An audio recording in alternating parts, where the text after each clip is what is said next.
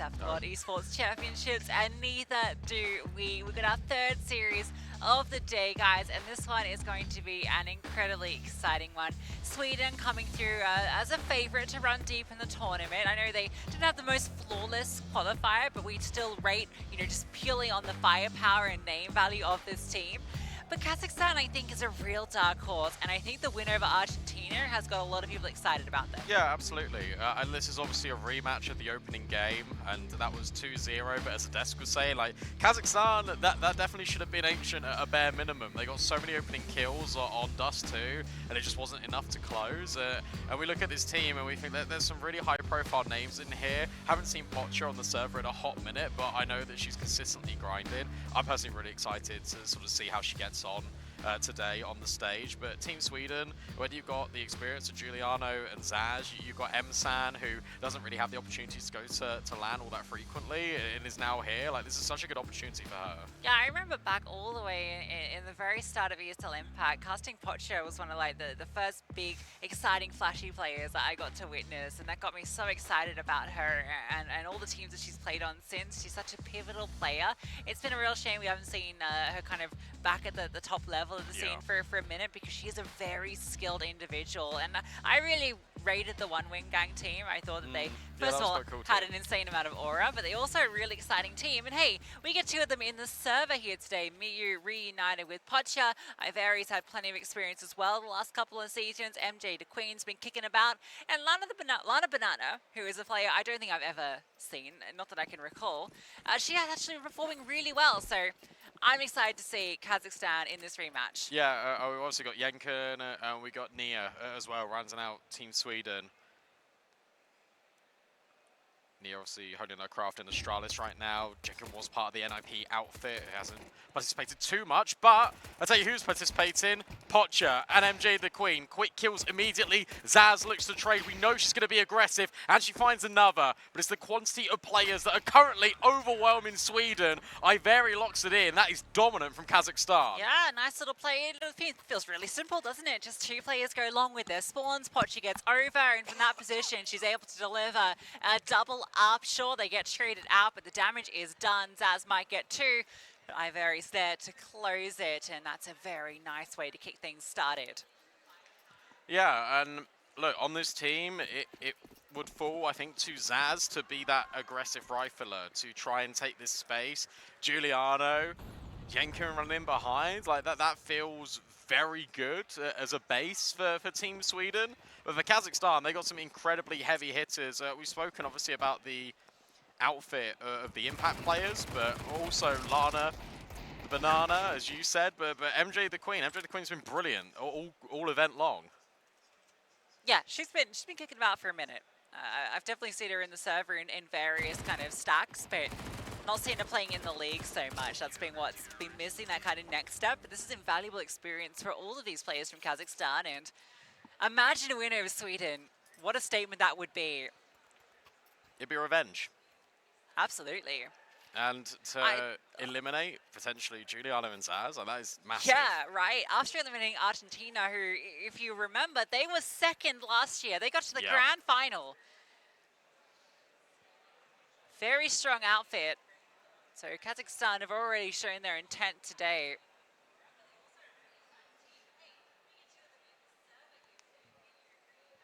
Unfortunately, we can't get things underway right now. There's a little bit of a tech. Hopefully that gets resolved momentarily, because we get the fun round, we get the gun round.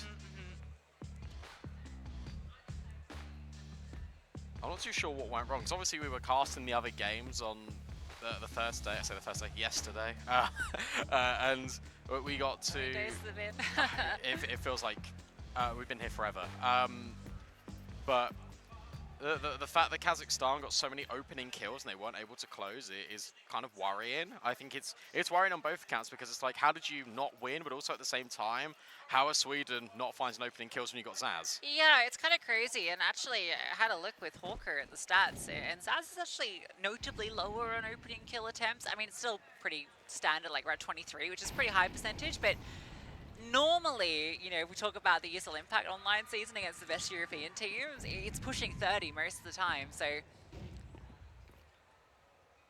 perhaps not being quite the aggressive piece. I guess, you know, when we look at Imperial, she can kind of rely on a lot of players to close, and I feel like given she is one of the most high-profile players on this team, she maybe wants to play some different roles where she can be a bit more of a closer than an opener. I don't like that though, because I feel like you're taking away what makes you special as a player. I feel like she's got so much X factor.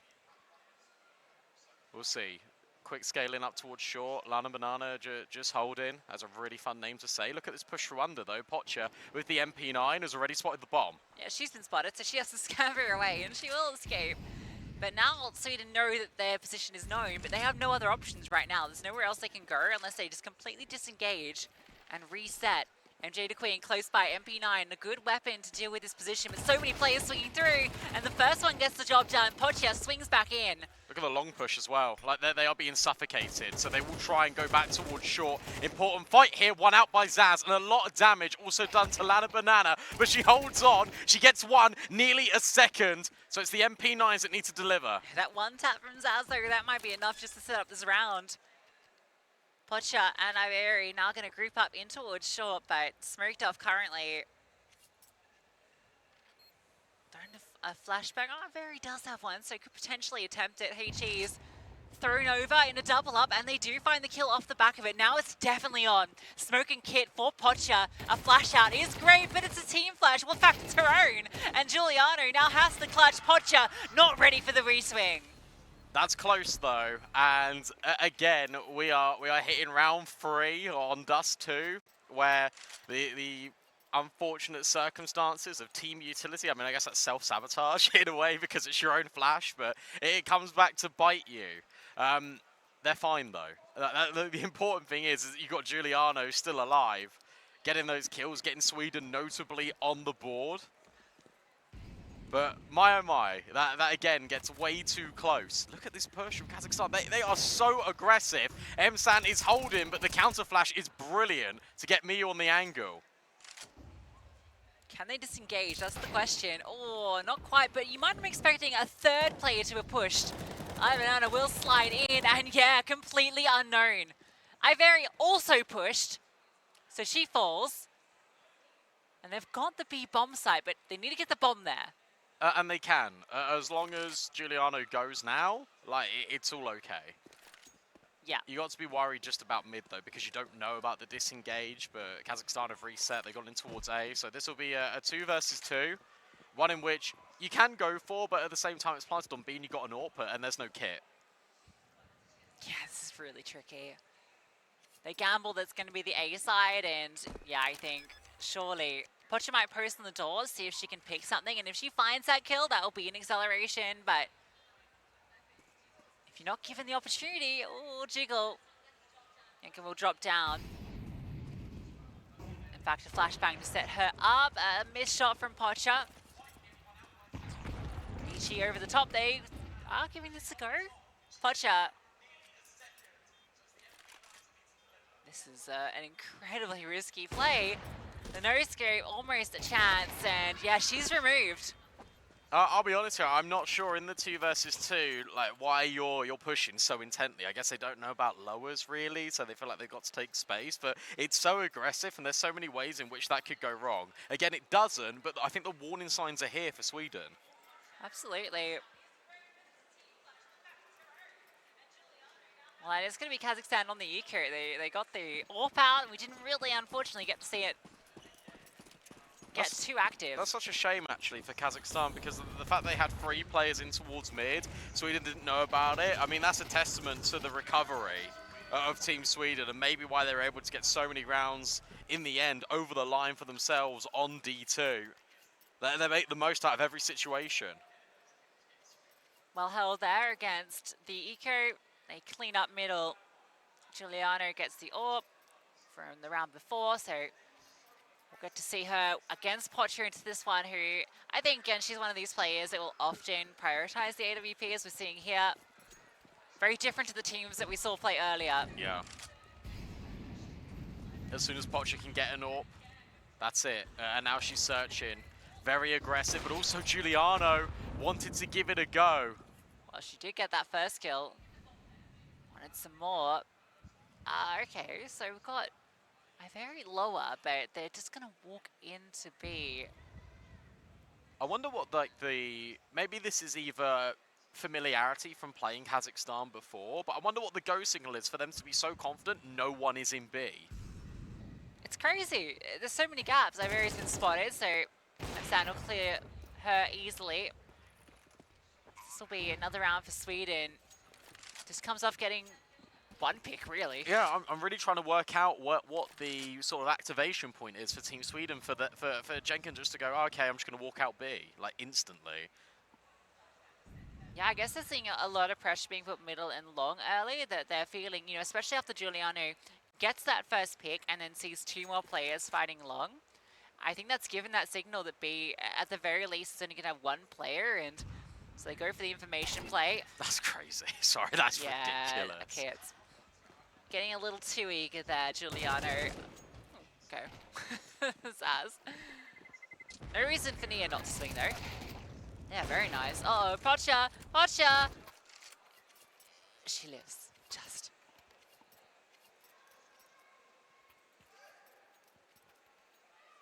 Fair enough. Giuliano falls so that Zaz and Nia can thrive, I suppose. There's a lot of damage being done. It is only one ult being collected. Rest of Kazakhstan are just going to have to be on pistols now. So it's all about setting up the orb and all about seeing what Pocha can find. Nearly a kill. Instead, it's just a tag on Emsan. A decent attempt for it. Jumping over. Jade Queen's going to be on the jiggle. She can drop the smoke grenade. Sweden are grouped up here, so it does feel like their intent is going to be B. Unless they just regroup and take a look in towards middle. Nice boost. That gives the confirmation though. Orb's on short. You know the money's going to be weak. You surely just go B. But this setup tucked in towards the corner, Sweden have got to be thorough. Yeah, and the longer this takes, the more pot you can move around. She does go towards long, so she's not going to see anything there. Sweden aren't budging. I think at some point you need to get the information. Even if you have the player advantage, you don't have the weaponry. However, this position from Lana Banana, it should be good for one. Can you imagine? No, she's mollied out. Mollied out. The flashbang almost does the job. It doesn't stop moving as she slides into sight. Yeah, great work from Emsan. She's the one that gets tagged initially. She gets all the middle information. It's her molly, it's her flashbang to get both of those kills. A really important, I think, underrated piece in this Sweden outfit. Commented on how good she is on CT side, particularly in her anchor roles, but here on T side, she's doing almost like a lot of the supportive elements. It's a really interesting Sweden team. I actually thought Emsan wouldn't be doing that so much, just because you have, I would say, 3 players that often fill that role in their team. Yeah, right? I'd agree with that. You've got Juliana and Zaz who are going to be those playmakers, but the other 3 in every outfit we've seen them in have been the more supportive elements. I will say though, I think Emsan does it the best. I think Jenkin really likes to get aggressive. I think Nia has got a lot of, I guess, passive traits in her when we watch her play CS. So She's quite a good anchor. Yeah. But I think that's a good thing to have. That's a nice problem to have because you can just stick one on either side of the map. Yeah, exactly. But I remember in the European qualifiers on Anubis in particular, Emsan on A was getting like so many important rounds. Yeah, so many absolutely. multi-kills. Peek down, Giuliano, ready for pot shot. Giuliano's looking very good with his AWP. Some big impactful opening kills. Yeah, I mean, you can do it here, but for big, it has to be Zana.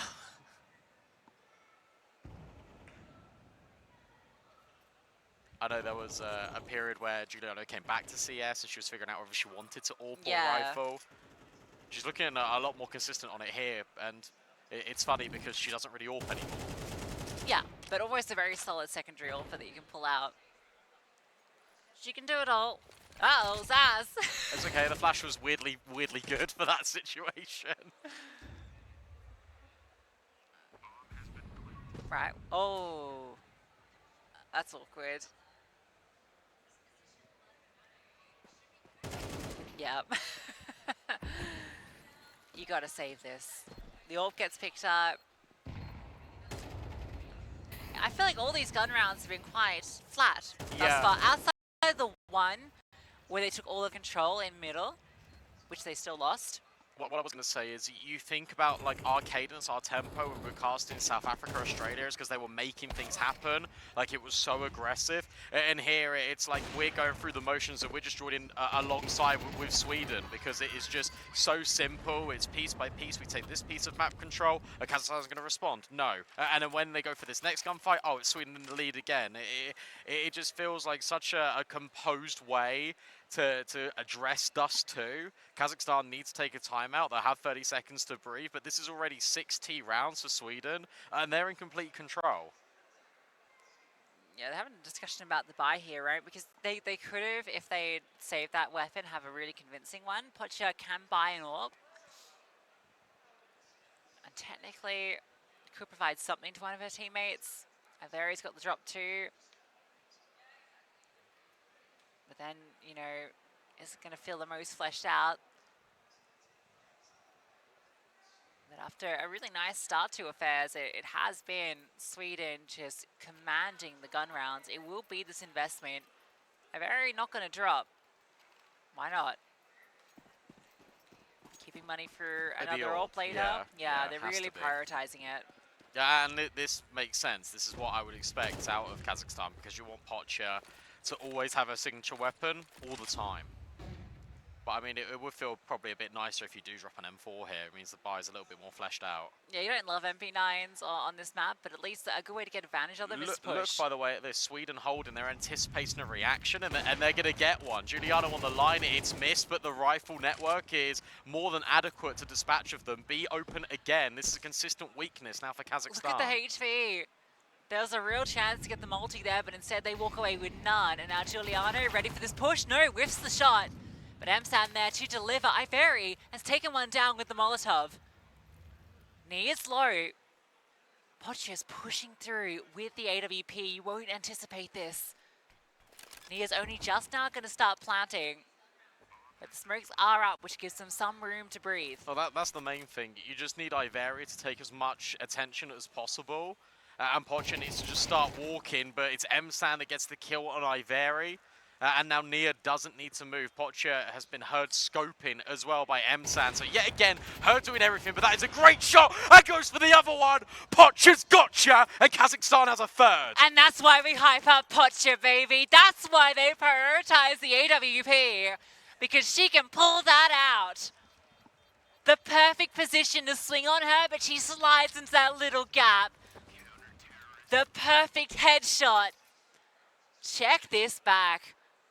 We've seen a lot of clutches today, but this one takes the cake. Ho, ho, ho. Pixel perfect. And now, because she's kept the AWP, Iveri's like, here you go, it's an M4.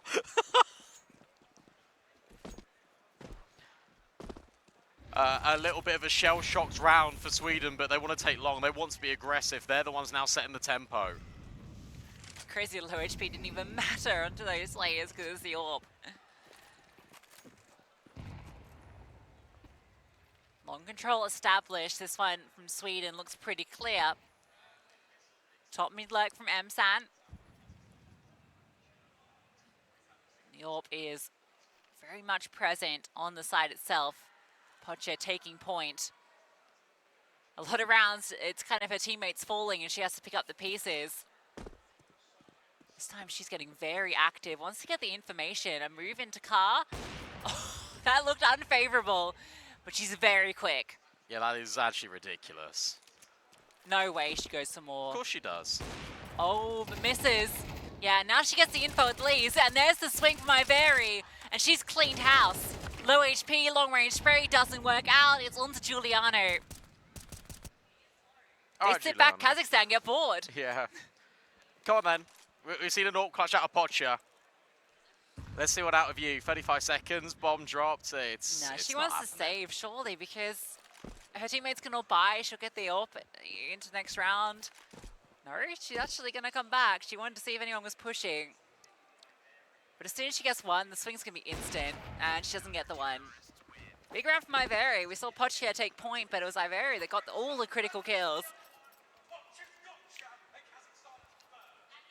It's interesting as well because it's so interesting because it's like Pochia gets one kill, she just pushes, and like, it just feels like it shouldn't work, and it doesn't. She rightfully gets punished, and then Iveri just kills them all. Like, she's just out in the open, pure contact, and it feels like that's the way that Kazakhstan have won a lot of these rounds. Like, it's just pure contact. They're brawling them.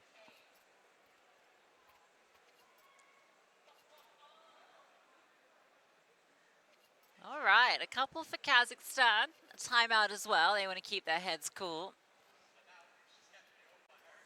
That was 6 rounds in a row for Sweden. Finally broke back by 2, back-to-back, the clutch. And then one that's clean, the first convincing round really from Kazakhstan outside of the first 2.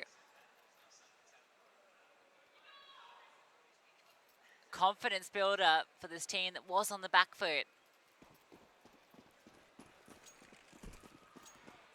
And for all the control we were speaking about, now Kazakhstan, they're just racing. They're going back to a round that worked before. That was pressuring towards top middle. Giuliano will find one, but trades are immediate. Needs the second Giuliano, but can't find it. It's on a banana with the double up, and it's Zaz scared, but Pochia creeping. Zaz securing. This round is crazy. Pochia had no idea a play could be that close. She's in spawn. She's right behind them. Yeah, but they've... Oh, no! This is the bomb! She needs this fight, and she wins it. That is everything, because B-bomb site is taken, and now Iveri can slide through. They've lost the site that they thought they'd stolen again. They left the bomb back, and now they get absolutely collapsed on. I love how just progressive this is. I love how just infuriating this must feel for Team Sweden as well, because it's like, damn, they pushed again, and suddenly they just keep going. Giuliano's not ready for a second player to be so close, and she's just on a bike, just in spawn, denying the bomb. That is upsetting not only Giuliano, it's Zaz. It's both veterans vetted against, and now it's a one-round game, and you've got really limited money. Nia's on a dig. It's crazy. Big round, pushing into spawn to find out long Zaz. Yeah, this is more of what we expect from her. This is her just frustrated, being like, Yeah. right, okay, you want to run at me? She just goes out solo, a flashbang, all she needed.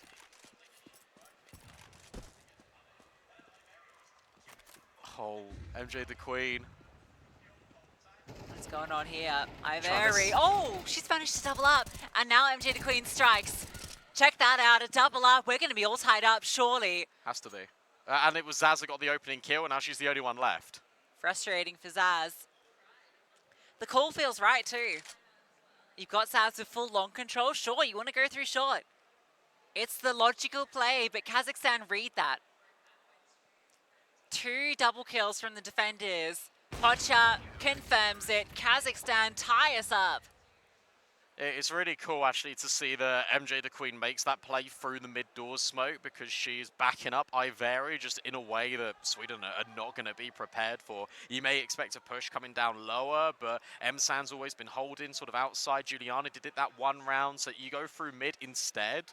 And Iveri then feels confident enough to be able to swing on that angle. And Iveri's been so good at just getting these kills time in, time out. It's never one with Iveri. It's bare minimum 2.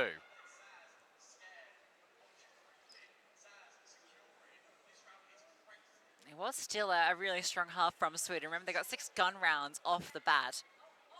But what a recovery from Kazakhstan. Keeping it much more competitive than it looked at from the get-go. We also have another situation where we've got a team that does have a coach and another that doesn't.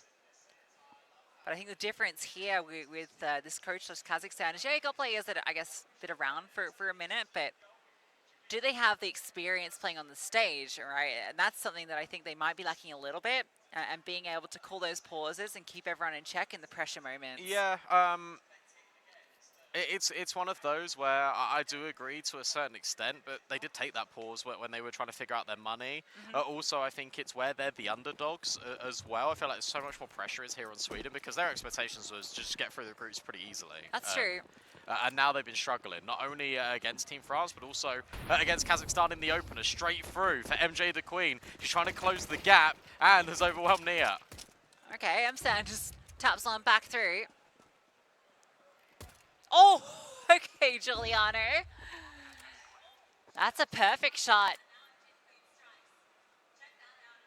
Still, smoke waiting will dissipate. Lana Banana has a difficult angle to deal with. You can tell that they're anticipating this position.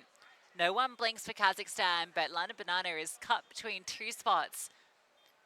And surely Sweden about to strike over the top. They come. Pocha, though, she is here, and she is holding strong.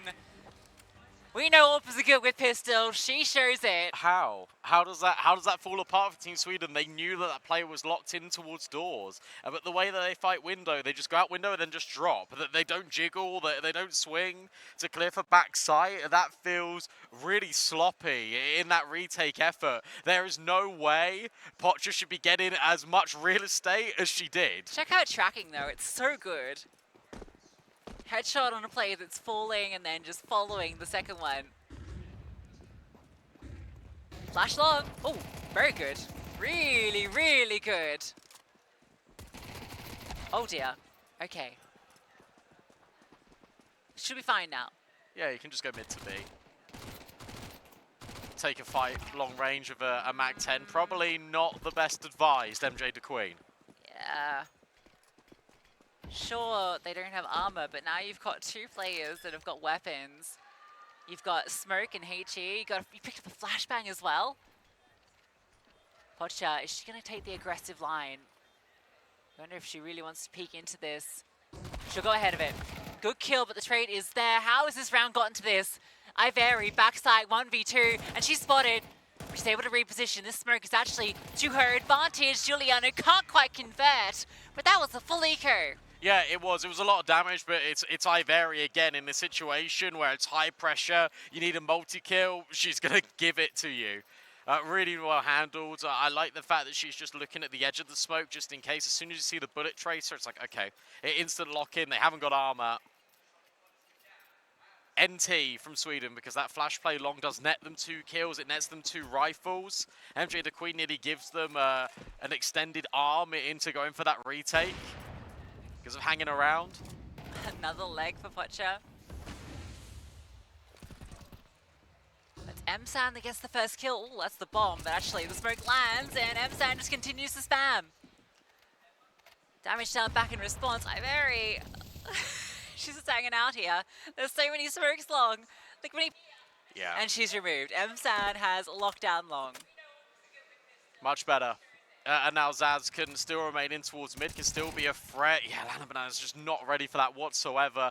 And now suddenly the long players can come back over to deal with Pocha. Just don't give her 1v1s, please. She already has 17 kills. Finishes the job she started on Zaz, but yeah, surely they don't give her the chances here. I mean, she doesn't have the bomb anyway. See, it's in long doors. They've gone for a nice setup. I really like the way Sweden are approaching it. They're not going to give her any space. She might be able to find this kill, potentially onto Nia if she looks around this corner. Then surely this mid push will catch her out. In fact, she's just going to try and run away. See if she can save the AWP. Yeah, Giuliano's not going to let that happen. Already in towards lowers, hold in patiently. Pocha needs to come around this corner. She is scoped in, to be fair to her. Oh, the pillar. Oh, the timing on that is horrible. It does take all the magazine, but Giuliano will confirm the kill and upgrades herself to an AWP. That's ridiculous that she crouched down just behind the pillow. Unlucky for Pocha.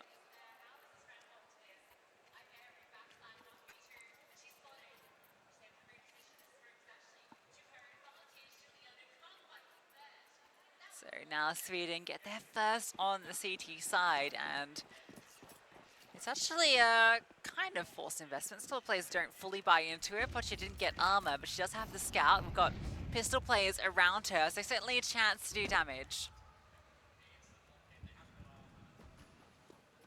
Yeah, damage certainly the name of the game. A break on the smoke, but a good counter volley from Zaz that separates up the pack of players looking to work. A bomb plant would be exceptional here for the T side, but I can't see it happening.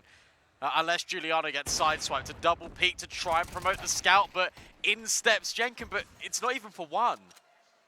Almost one, but not quite. So as she walks around this corner, Pocha has a chance to flick up onto her and remove her. We are going to see Giuliano move back into support middle, so this is the right call. In fact, another tag, but oh, okay, Giuliano. Quick shot back in response, misses the chance second time around. Zaz has fallen. No way. You still have Nia in backside. You still have Nia and you got low HP players. Nia hears them coming over the top, but two players, too many players. She gets crunched on. How does this slip? How does this fall apart? Emsan looking to pick up the pieces, but already been spotted by Miyu, who is now just taking pop shots through the door. This is so tricky to try and retake, especially with no utility. Creeping forward goes Emsan, spotted out is one of them, but she still needs to isolate these fights, and they're just not giving it to her whatsoever. Surely this will be the lock-in, this will be the half-by conversion for the T side. She's begging for that peak, but the one that comes isn't the one that she wanted. That's remarkable from Kazakhstan, to be honest, because it looked like Sweden had done everything right, but Jenkin gets caught out in short. There's no kill at all provided from her. Giuliano, sure, she gets that nice one through the doors, but then run down by the pistols. Kazakhstan make a great call just to immediately speed up. And because Zaz was playing such a committed angle, looking to play off Giuliano, she just removed immediately from the headshot. That's so funny, because you said, look, it looks like Team Sweden do everything right, and then you point out 6 things they did wrong. It just looked like they were really complacent, and it was the fact that, oh, we're going up against a half-buy, doesn't matter. Oh, we got to trade back. It's Giuliano here. It feels like they're guaranteed a multi-kill, and they just get completely overwhelmed. Yeah, it would have all been good if they'd actually killed anyone. Uh-oh. What? Never mind. Why am I even talking anymore? What's the point? Because every eco ends up like this today. Like, honestly, I've never seen anything like it in my life, and it could get worse. That's what happens when, you know, you've got national teams. It's a bit less structured. There's definitely room to exploit, but the attempt to push through the smoke, okay, it's all fine. Saz gets 2 really nice headshots to get things started, but we're not going to see any more this round. Double digits for Kazakhstan. That was actually really crazy how easy that looks. The USP just double dinks too. Yeah. Doesn't get a single bullet like back a in 5-7. return. Fair play. Their map pick looking to right their wrongs from yesterday. 3 steps away. Sweden now take a timeout. A reinvestment of the AWP for Giuliano. Something's got to change. Maybe they need to start getting aggressive, fighting towards lower tunnels a bit more. Try and just have control over towards short, because it feels like Sweden, the only thing they're going for is long.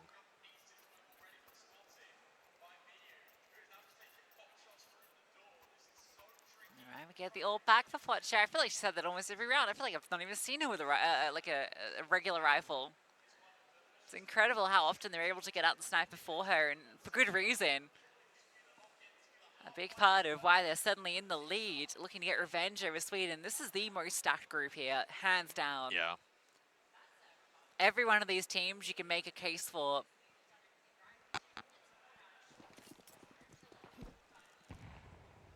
Pocha boosted, but no peek comes her way. Good info though. She now knows 2 are definitely there. So you spoke about Sweden maybe going for some form of short control. They're going to do it. It's going to be 2 players pushing, trying to get aggressive. Giuliano on the line potentially. You got Zaz at double doors. Yeah, Giuliano's boosted up. So she can look down into Lois. But Kazakhstan are sending no one this way. They've taken long control. Emsan with a FAMAS at this range. She's just playing information, then she can call over Giuliano to support from short. Yeah, sees the molly, but doesn't see anything else. Now we'll see the flashbangs pour forward. All you got to do is make sure that you don't die to the AWP, don't peek on this edge, otherwise Pocha will probably secure the kill. Giuliano, that's just so far in the open without any support. Yeah, she thought she had all that space, but Pocha already impaired. It's always going to favor her, and it's a very fast adjustment, to be fair. This is cool. MJ the Queen is holding for this push, this reaction out of Zaz. Yeah, she gets this kill. Oh, Zaz wins it. Remarkable. That makes this completely one-dimensional now. This is going to force this T side to go up A, and all the rotates will be here. Literally every defender is ready for this. They start the scale. Iveri looking to take points. Smoke will fade on the side. This player exposed in short, just in the open. Yeah, Young gets removed. Emsan with the FAMAS gets the transfer onto 2. And he's still got Zaz to deal with. And, and you can't do it. Pocha ahead, didn't quite see her. Nia runs through. And that was weird, the HE over the top onto Zaz. That one falls apart. M-San's double up is massive, but Zaz's push is ridiculous that she wins that. Yeah, what's good here is the communication here from Sweden. The fact that M-San jiggles, gets all the necessary info, and just lets Zaz do the work. Zaz is so good at finding these gaps, pushing through the middle of the park, and going on these lurks. She's honed her craft for so many years and gets such an important kill to keep Sweden in this bout on Dust 2. And that's an eco. That's the reward for this hard work. It potentially should be a one-round game. They have fallen victim to these sort of rounds before, though. It's crazy because Kazakhstan have 2 players that are 6 kills above anyone on Sweden. Oh, there he is. Really crept up the leaderboard. It also feels like they've got the opening kills again in the majority of these rounds. I don't know the stats on that. Giuliano is ready for this push-up short. M-San has supportive utility too, so when she gets flashed off, more utility goes over. They see these players start to scale. It is a little scary actually, because M-San just has an MP9, but she's managing to hold on. They've spotted the player dropping. That's the bomb too, so you can't secure the plant at this stage, even if you find these kills. You'll only find one. Brilliant flash from Giuliano. It's the one that lands just in the window, just sort of in between like the half open like sill, and it completely blinds them. And M-San's just able to swing. 1 round game. It feels like these rounds are being won. It's not back and forth anymore. This series is more like in patches. Whoever wins a couple of rounds in a row, it feels like they're going to go on to win the next couple. Bye still not amazing here for Sweden. And yeah, again, it's Pocha with the AWP.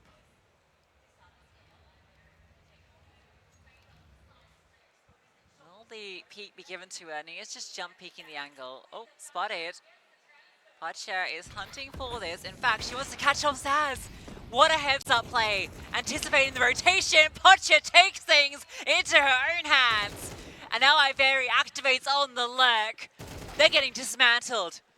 Giuliano will find that kill on the lurking player, but it's still an advantage for Kazakhstan, and the bomb's down on B. There are flashes, right? Jenkin can throw them over to Giuliano. Miyu's got to be careful not to be caught off guard, but they're playing this really safe, Kazakhstan. As soon as one player takes contact, another one can step in. It's a tough decision to go for this retake if you're Team Sweden, but utility flies forward, bomb already halfway gone. They can't go for it. Yeah, they disengage. realize it. They're hoping to be given that jiggle from Miyu. It doesn't give itself. There's no one in towards sandbags where the molly was thrown, so nothing given up. They have to concede, and that's going to be 11 now for Kazakhstan. What an awesome round to call as well. Pocha's like, look, I'm having a great game. I feel like I can go and get these entry kills. So it's really chaotic. It's driven off of just pure intent from your AWPer, and then it's so safe in the afterplant to the point where Sweden have to concede it, and they give nothing away. What a round to pull out.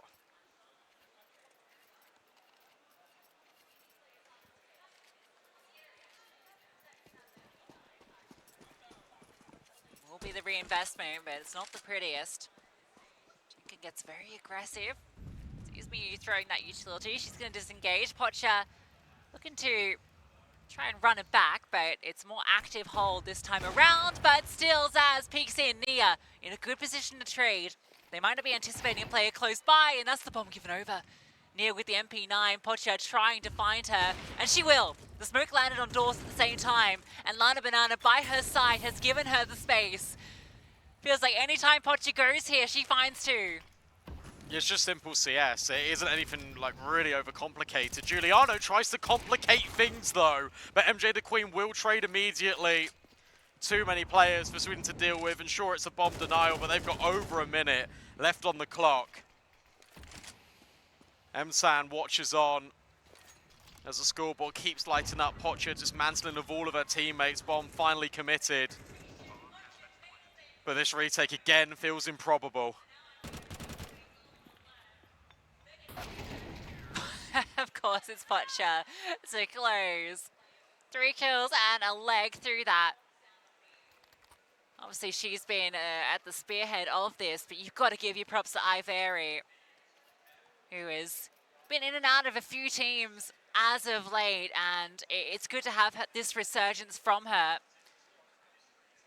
And such an important series too. I think it's actually really interesting because we've seen a lot, and I think we've spoken a lot over the last couple of days about experienced players trying to take responsibility. And there's always been this element of what we sort of said, well, they're doing too much, right?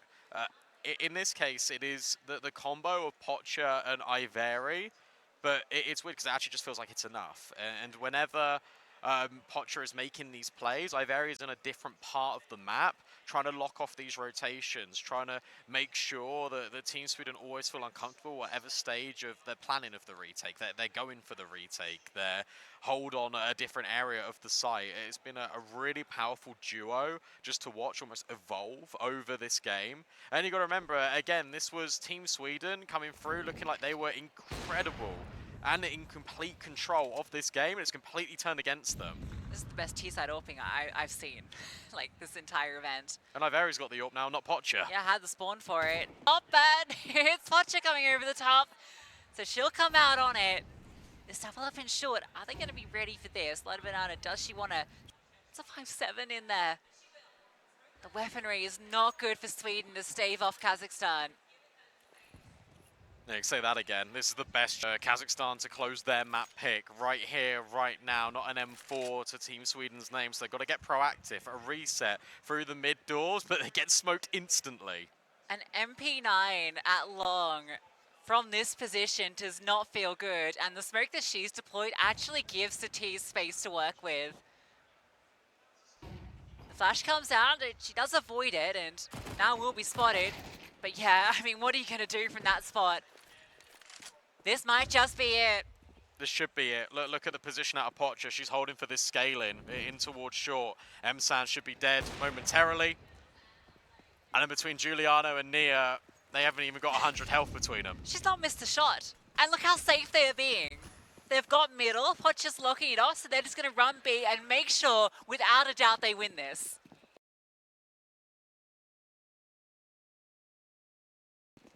The bomb needs to go. It's fine, it'll make it. Will it? Oh no, oh no, oh no. No way, not like this. Oh Will my it? goodness. Can you imagine if that's the way? It's all good though. The bomb will make it. Safe as houses, or just about. Pocha and Miyu confirm it. Kazakhstan continue the upsets against Scandinavia today, taking their map pick against Sweden. Oh my god, that was nearly a generational fumble, but it wasn't. They're being so safe, except the bomb was going down mid, but it's okay. It's all fine. And as they should have yesterday, they will take their map pick. And now we look at this, we think Team Sweden, all the pressure, all the expectations on them. You now start to worry a little bit for them, don't you? Yeah, I mean, Pocha's got just so much aura. I don't know, like, how can you counter her? Yeah, I mean, just look. The vibes are great. She's feeling good after such a dominant performance, but it wasn't just her. It wasn't just the Pocha show. We had Iveri by her side. Crucial moments from multiple players on that team. Sweden had the run of it at the start, they right did, after the pistols. Now, Kazakhstan did get both pistols, but even still, they look so convincing on that T side. I think it was just the individuals. The individuals looked way better. I think, like Team Sweden, they were moving as a cohesive unit, but as soon as we got on that T side, it was just that, again, that wombo combo of Iveri, of Pocha. Pocha didn't miss a shot, I swear to God. As soon as Pocha takes matters into our own hands, it was incredible. Let's see what the desk has to say. Despite a 2-6 start, Kazakhstan run it the whole way back. And I can't believe I'm saying this. They are one map away now from the playoffs, guys. This is madness. Yeah, and it's well-earned madness as well.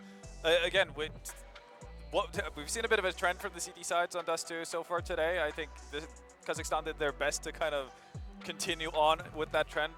Aggressive. Aggression, aggression, aggression, get in the faces of the opponents, and obviously, like you mentioned, helps having a really damn good operator on Dust 2. Yeah, I knew she was good. I didn't know she was that good at Yeah. the end there. Oh my, absolutely clinical. It felt like almost robotic. Like every fight that she saw, as soon as she detected it, she was like, cool, I know I'm going to win it. It was wild. Just going contact B on multiple occasions, cracking open bomb sites with that AWP. Very, very well played by Pocha, and it wasn't just her. Iveri was right there alongside her with a lot of impact as the rifler. And as you said, that CT side aggression, there was a period of this game where Sweden had a handle on it. They had a hold on it. They got that 6-round streak, but Kazakhstan eventually come through with just enough rounds to keep it competitive. And by the end there, just the individuals and the anchors from Sweden almost getting frozen. Like they were stuck in place. The same thing happening over and over again, and they just couldn't seem to stop it. Yeah. No, again, Pocha, This was yeah, wild. exactly. And she did Oh. this so many times. This is the first of many, Yeah. which is like the wild part about it. Pocha was just absolutely incredible. Yeah, the duck back. Oh. I mean, if she doesn't Nasty. win that round, they are reaching the point of no return in Yeah. terms of Yeah. not winning enough CT rounds. And they went on a massive streak after that. Second half, they looked dominant, frankly. They were in such control. As said, after losing that early, This pistol. that early few rounds, Yeah. it's just unbelievable. Where did these girls come from? These two, Avieria and Pocha, are just unbelievable. I mean, absolute monsters. Yeah, super fun to see, and obviously for them, you know, that's got to feel great. They dropped the ball on multiple occasions yesterday. Obviously losing in OT versus Sweden on this very map, when you've had a majority, like a hefty majority of opening kills. This time they took a much better, much better grip on their chances that they created for themselves. That it pays off in a big way. They were wonderful on Dust 2, honestly, and I think again, this is only going to build into Mirage. I think if you have someone like Pocha informed, she's going to be able to do damage. She's going to wreak havoc on Mirage too.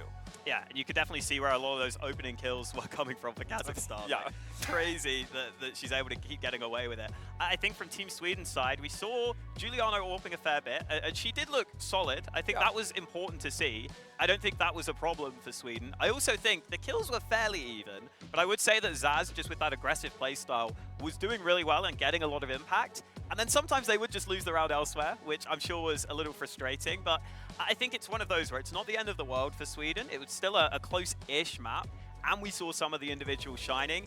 It was just an unbelievable performance from the two best players on Team Kazakhstan. So that they can't get too down on themselves after that map. You've got to just hope to yourself that Pocha doesn't have a performance like that again. Yeah, no, I think that's the best map we've seen on Stream all tournament from Pocha. Like impact-wise, Oh, I think honestly, that's got to be. Yeah, no, it's fantastic. And again, you can tell, like, the highlight package kind of shows it, like, how impactful she is in terms of opening things up for her side. You'll find many different type of operators that kind of, like, just kind of blocks off rotations or, you know, basically plays behind the rest of the team, that kind of thing. She literally just walks in first, like, no issue whatsoever. The calmness she has within herself as well, like the round where she picks up Saz, the one round Saz picks up an AWP as well, wins the duel up when Saz picks from Big Box on B, gets the smoke off on door, notices that, well, one of her teammates dies to the MP9 close corner, and she just doesn't budge. She's like so calm, just like, yeah, I'm not gonna get pushed from window. I'm not gonna, like, nothing's gonna happen here. I'm just gonna slowly, like, walk this down. It's, no, just super impressed, really. It's really fun to see that they were able to battle back from the first matchup. Yeah, I also want to give some credit to Lana Banana. Pound for pound, best name at the event, but also pretty solid on the server. I think her aim is good. She's maybe a little raw. I don't think she's played many tournaments. She's kind of unknown coming into this, but did a solid job, ended around even KD and just like having some good moments. And they are going to need that supporting cast to an extent. So I think that's also another sign that we needed to see from Kazakhstan. Just a little support here and there from the other players, and we definitely got that. Something I always like to say in Counter-Strike is nothing matters more than having a plan and being on the same page. If you don't have that, you will not win games. And we've seen it today with South Africa, we've seen it with Kazakhstan. It might not necessarily be orthodox, but everybody plays with conviction, buys into the system, they're making moves at the same time. That CT side was hella aggressive. Hella aggressive at times. They loved a mid-push, but because everybody was buying into the plan, they made it work. And now, if they can repeat that, there is a world where they are in playoffs. And I kind of like to think that they should be successful with it on Mirage as well, if they decide to do so, because, as we said, Sweden went up 6-2, and in a lot of those highlights where we see Kazakhstan being basically up top mid as CTs, that's at like 2-1, 2-3, 2-4. So they weren't winning it like by getting aggressive initially, but they didn't necessarily stray away from their path. They were still like very confident in the fact that it's like, if we're just doing this the way we're meant to do it, we're gonna pick up rounds, and they did so. So they cleaned up the last 4 rounds of the first half and set themselves up in a pretty decent position to win the game. Yeah, I think it's also almost a bit of a cheat code in a sense of when you're a team that doesn't have too much time together. It's a cheat code of always having that plan. If you are going aggressive, that is the easiest plan to follow. Even I could hold W and throw myself in and die for the team, right? So it's really useful to just be like, okay, we actually all know what we're doing. And I think you saw at times for Team Sweden, they would just kind of try and play pretty defaulty, and then they get caught out by that because it's not easy if you have no information, you're sitting back, you have loads of players running at you. There was a round where Giuliano goes towards mid with the AWP, gets a kill, and then suddenly she realizes there's no CT smoke and I'm getting loads of pistols and MAC-10s running at me, and now this hole has opened up the whole map, and Kazakhstan win the round from that. So I think it shows that sometimes, yeah, the simple plan is kind of the easiest to follow in a sense, and it worked really well here. So what is the move now for Sweden going into Mirage? When they played it last time, it was 13-9, a good T-side from Sweden. Obviously a different series, different circumstances. Obviously had a chance to watch these games back of both teams. So what's the move? Brush that off? It wasn't your pick? Play your own game? What's the move, lads? I kind of think so. Given what we saw in the, you know, what the first match showcase is that obviously Kazakhstan are no pushovers on Dust 2, right? So I think Sweden would have gone into this match knowing that Dust 2 is a map they could potentially drop. They definitely weren't in control over that Dust 2 match in the first instance. So I think it's going to be easy to reset in that sense. They know they're coming into their comfort pick in that sense. And I also think it's going to be more difficult for Kazakhstan to be able to maintain high amounts of pressure through their CT side. Like, yes, you can drop it, you can drop out a window, you can run out of con, you can push up top mid, etc. But that has like a it has a limit to it for how long, like a timer on it for how long it's going to be effective before you're just hurting yourself more than you're doing good, right? And I think if Sweden are able to play around that, which again they evidently were given the first matchup, they should have plenty of opportunities to be able to kind of like split the defenses apart and isolate players on the Kazakhstan side who might not be as, you know, locked in as we saw Patya and Ivery was. I do also think on Mirage, you look at it and you say that A site especially, very retakeable on CT side. You can absolutely just play a bit further back. And then that B site, you should not really have an AWP like Patya just walk up B apartments and pick you. That shouldn't really be possible in the same way. So I think as long as they're solid on that B site, they're not going to have to be in as many positions where they just quickly lose a bomb site and they're done for. So I think that will help them a lot.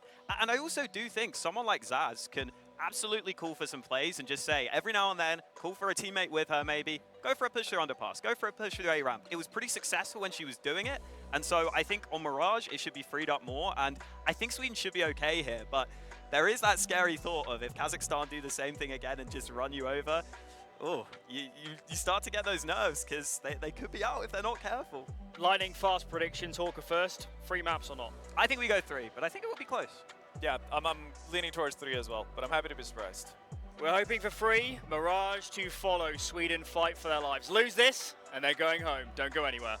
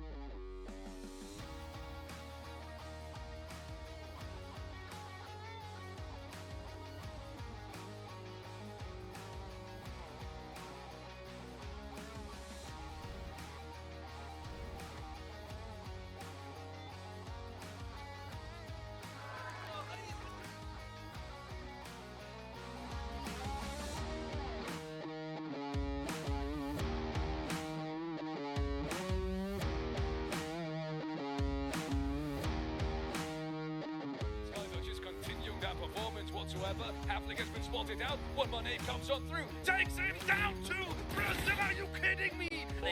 And they're taking this win, no doubt in my mind. I don't think so either. That shot comes on through. It's the DBS. Potential for a third map. Molly goes deep, Missy ticks by it. Now looks to take the pressure. It's the hardest crossfire to break in the game. And Oya and Emily are doing it. It's Oya in the 1v1 and she locks it in. No overtime today. USA do win the series 2-0.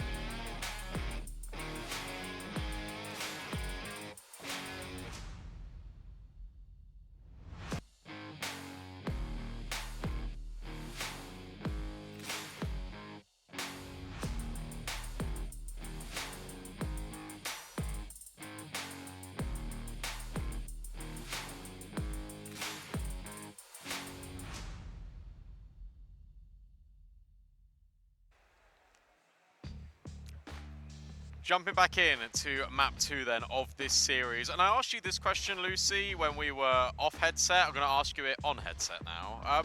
Why are Sweden picking puggy maps against Boccia? Yeah, it's an interesting choice, right? Because we've got Mirage now coming up next. Now, I know Biggie Keeper have been playing this a lot, and I know Imperial has been too, so you can feel like you want your 2 strongest players to be on a map that they can do a lot of work on, but it's a really puggy map against an incredible AWPer, and she is fired up. It's very scary now. I mean, you could have taken this video a few ways, but the problem is, as soon as Inferno was banned, it really limited your options and where you could take this, because Vertigo and Nuke were really the only viable choices, and it was never going to be Nuke. Yeah, but I'll stand by it though. Like, Vertigo's a really good map for Astralis. It was always a good NIP map. Like, Big do play it, like Imperial do play it, and Safina, that they prioritize sort of playing that. So I think it makes sense to actually go towards Vertigo here. I think Mirage, to be honest, it was overtime last time. I think this could be a mistake. Yeah, this is scary now for Sweden. The pressure is on, and this is where you need that experience that this roster is littered with to step up and deliver. Juliana was at the helm on Dust 2 and did some good work, but felt like she didn't quite have the rest of the team.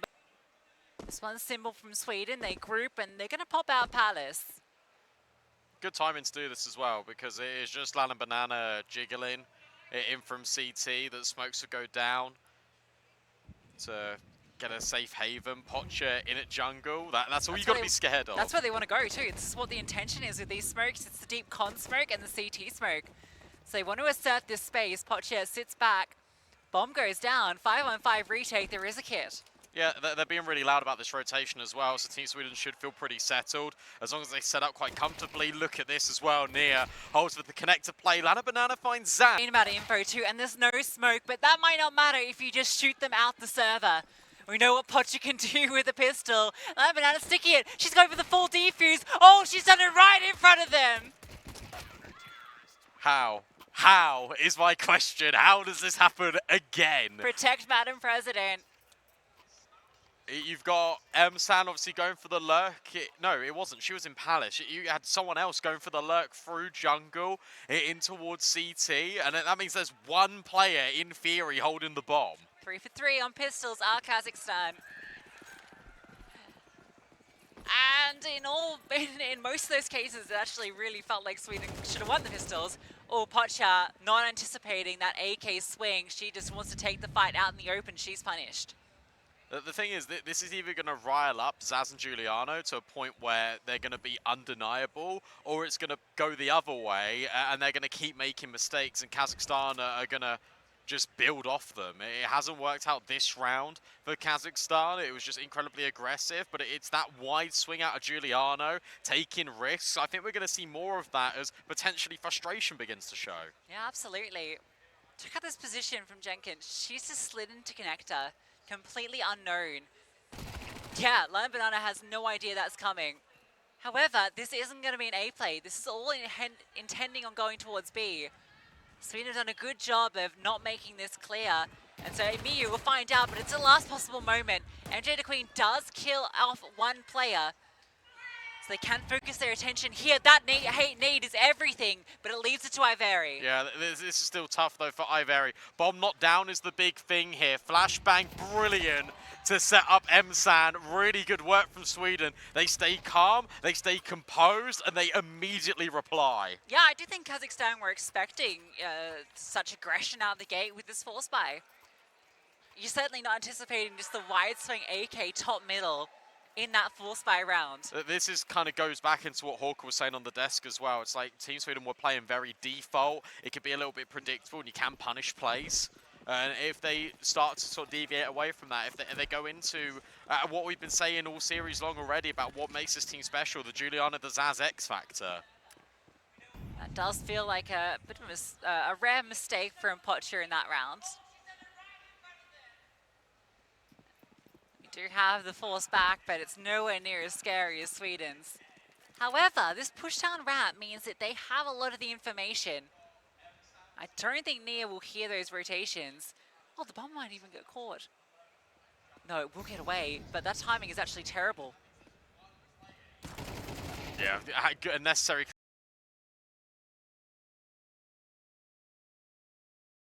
clear though from Jenkin. You haven't seen anything. You're expecting them to play a bit passive, and she's just collecting all of them. Might not be ready for Pocher, but she adjusts just in time. The bomb's been dropped. Oh, no, it's okay. Oh, but MJ the Queen's got a kill as well. No, sorry, the bomb wasn't dropped. Never mind, I read 8 on the radar. So it should all be okay. And it definitely will be with Giuliano finding that kill. Yeah, if you're Iveri, you're just saving this now. You're holding on to it. You see if you can escape with an AK. You should be able to, because I don't think Sweden are going to want to hunt you. So whilst it does look a little bit scary, Jenkins steps up. Yeah, massive. That's also low from her. Just walks in and deals with 3 4-sport players on the site. Very similar to how Map 1 started, where Kazakhstan, they bring out the pistol, but this time Sweden will be able to get into a strong lead early, winning against the Force. We have this saved AK as the one weapon.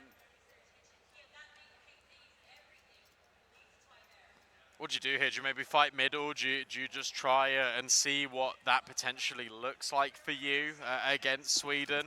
Then you can maybe run it back with the rifles. I wouldn't hate that. Instead, no, it's just a stack on B. And to be honest, right now, it looks like it's the right decision, but the bomb's been left. The boost spotted by Giuliano. That wasn't the rifle, though. Iveri's in ladder. They brought the entire team over. So if Sweden do decide to go back towards B, then it could get a little spooky, but you imagine with player advantage that they'll probably take their time with this one. You right there? I just heard the mic banging about, but it's all good. Might be. Brandon's just dancing around. Iveri hasn't moved yet.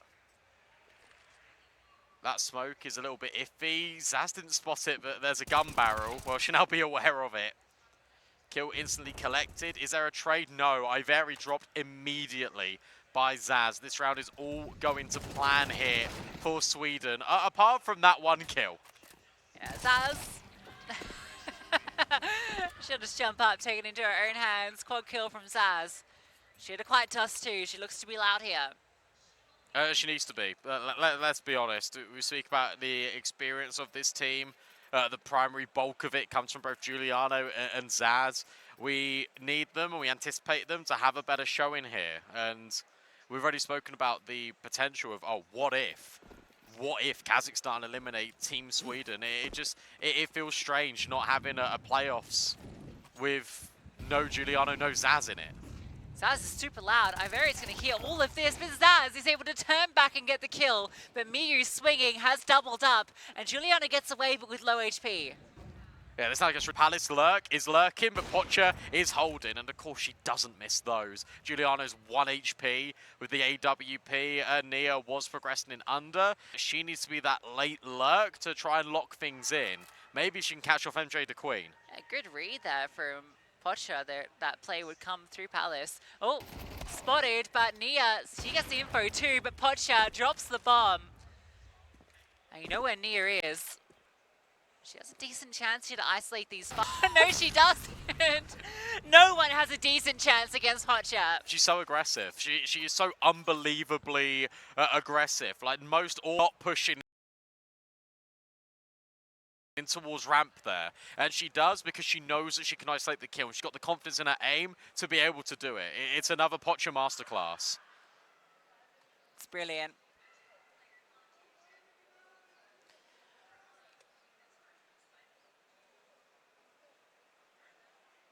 So we are able to see Kazakhstan bring that one back. An aggressive play middle. Iveri gets the information. Sure, she doesn't get the kill, but the dink and then that swing from Miyu, the distraction of Iveri is enough to set her up for that double. Yeah, so important she actually gets a double kill there. We spoke about how important Iveri was in getting multi-kills. This time it's Miyu that steps up. If that's not a double, then you feel like Team Sweden are going to run over that round. Instead, it gives control in towards middle, and it frees up the players to get some information from the extremities. Looks like we might have a slight tech issue on the Sweden side. How's the Denmark-Canada game going, Brandon? That's another one for a playoff spot, if I'm not mistaken, in the lower bracket of that group. I know that it looked like map 2 was a shoo-in for Canada. Oh, Brandon, what was the score last time you looked at it? It was like 12-5. The score right now, at least according to HLTV, is... It was 12... 12-12. Oh, yeah, it was 12-6 when I last checked it. Oh, no. How's that happen then? That is not ideal for Canada. Potentially, oh yeah, I'm looking at this 8 rounds on T side D2 for Denmark. If Denmark win that, they're through the playoffs, and Yeah. Canada will sadly have to say goodbye to. Group A, we had Portugal, USA go through, France in Group B, and then we're deciding the second team here. So Poland in Group C, and Denmark, Canada fighting over that spot, and then earlier today we decided that Australia would be joining Spain from Group D.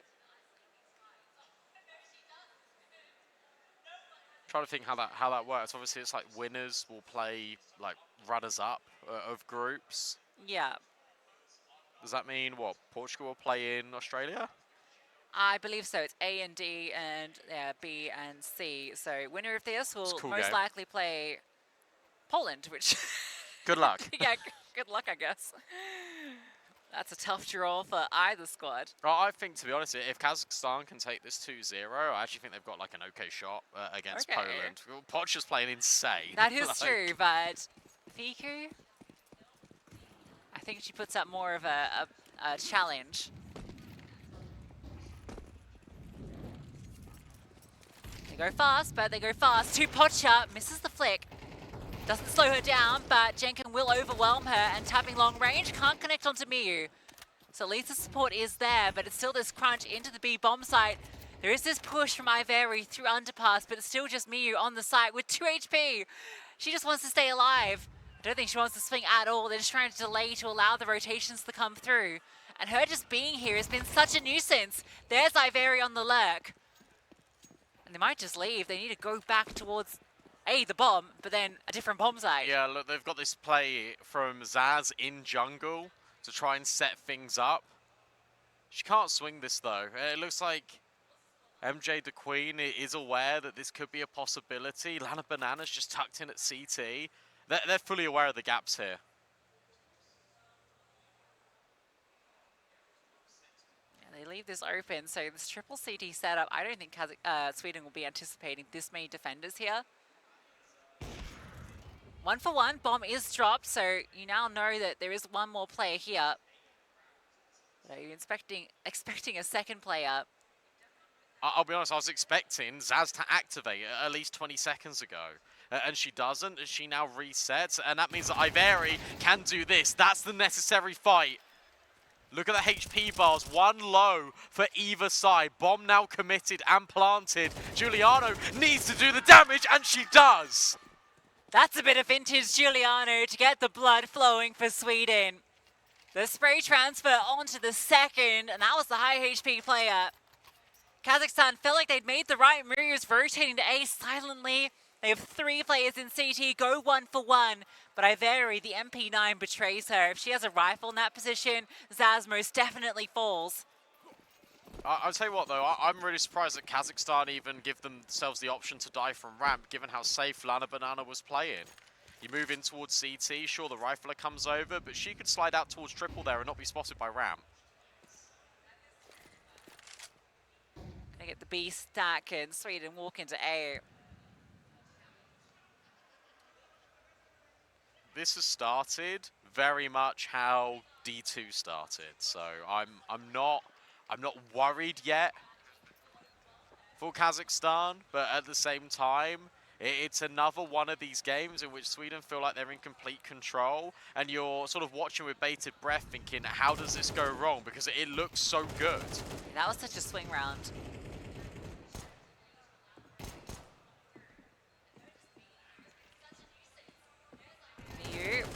We'll remove one. Sweden keep it clean. We'll get the ult back out for Pocha and all of the ensemble around her. CT side's definitely a struggle for both these teams, it feels. Though I actually feel like Sweden might have a bit more strength on their Mirage CT side. They should do with all the anchor players. Yeah, exactly. They've got, right? It's actually a fun dynamic because you imagine they're CT-sided, but then you've got Giuliano and Zaz, and it's like, okay, well, maybe they're T-sided. Like, you've got these complete polar opposites of players, and it just all meshes together quite nicely. Pocha, this time going aggressive in underpass, but the pressure in top mid is enough to force her back and straight into the AK of Zaz. Everyone is winning out their gunfights. In a blink of an eye, it's a 2v5. That's such an unlucky timing for Pocha, because she was holding for that push from Zaz, and it's like, a second after she falls back to go middle, that's when Zaz walks through. Every fight goes the way of Sweden.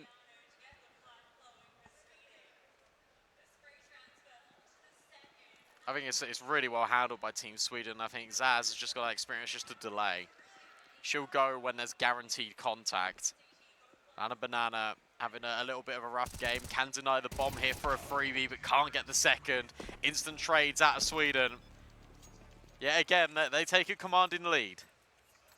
Very much so. Kazakhstan will take the timeout. We saw them find success at the back of a similar timeout on Dust 2. But you won't be seeing much into this round from them.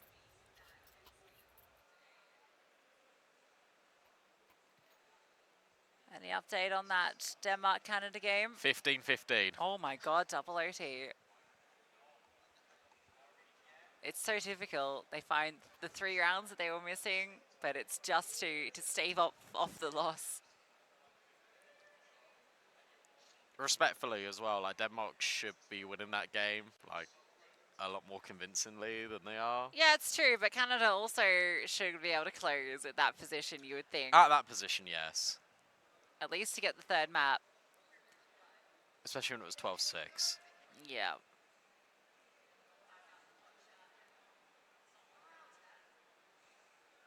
Despite Sweden having this amount of rounds, do you feel like they have actually got the advantage, or are we just waiting potentially to see them slip up?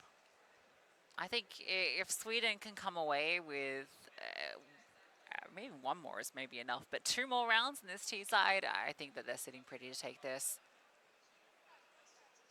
Their CD side here should be so much stronger than Dust 2 for the reasons we illustrated earlier with the strength of their anchor players here. However, Pocha's T side was phenomenal on Dust 2. She had a slower CT side just with the team struggling a bit, but remember she delivered one of their rounds with the 1v2. An easy fix is just not to peek Pocha. just don't fight her. That is true. I think you can get away with that a lot more in Mirage as well. I think you can play a lot safer. You can go for extremity work if you're Sweden, rather than fighting mid, going straight into that AWPer.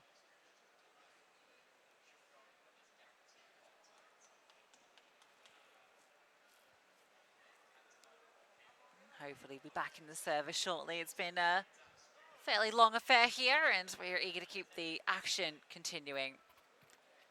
Actually, it's been pretty good, to be honest.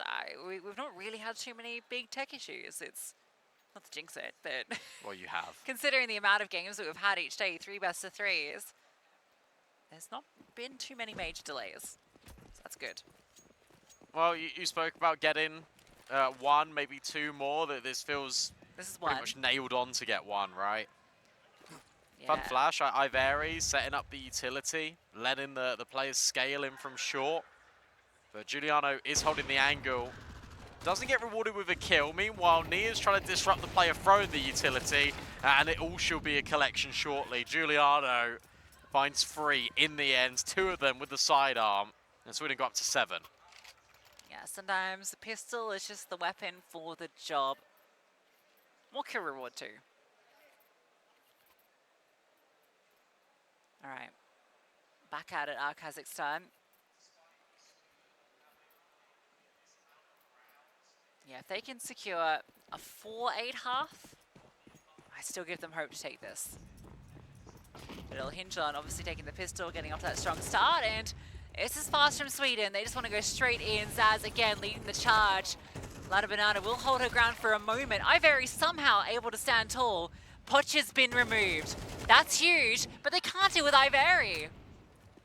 Why not? Like, how does this keep happening again? It's just really poor trade space, and to be honest, out of Sweden, look at this timing. Miyu's walked through the smoke, and Kazakhstan, they do it. Ivari finds another.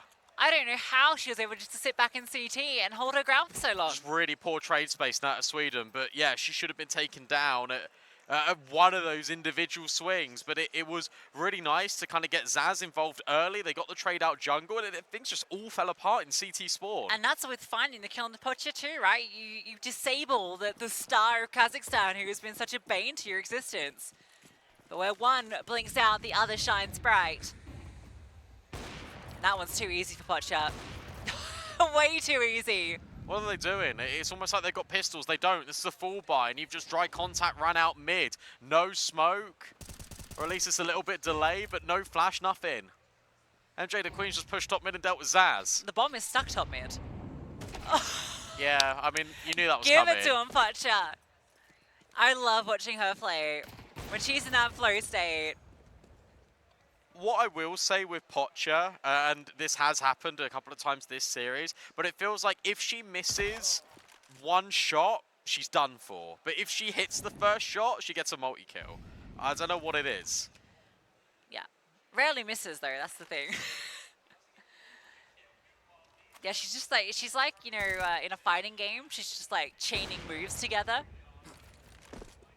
If you block her, you can then pull off the combo back in her face.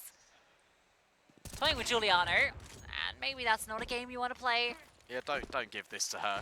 You've done all the hard work in getting this into a favourable position in the first place. This was a 1v4, now it's cut in half at a 1v2. 35 seconds left, time's the limiting factor here for Giuliano. So as long as Kazakhstan don't swing, and I don't think they will, they should have this round. Yeah, this should be all good, especially Pocha's position. I think she's heard that movement into window, so they know that's the play. They definitely know now, so Miyu should be ready to close this out. And even Giuliano hits this. Oh my goodness. There's no time though. Yeah, she's just running away. Yeah, Pocha will win it purely on time, but hell of a nice try. Yeah, nice try from Giuliano. Two no-scopes. Yeah, the fact she gets through there is pretty bonkers. But Pocha plays it properly. Doesn't peek, doesn't give it any chance. Makes the win percentage go up to 100. It's actually ends up being the second best outcome because you do a lot of damage, you keep the orb, and it's the last round anyway. So you end up, you know, forcing an MP9 out, which I guess isn't the hugest deal, but, you know, puts it in a position now in her surviving means they have the orb rather than not having it.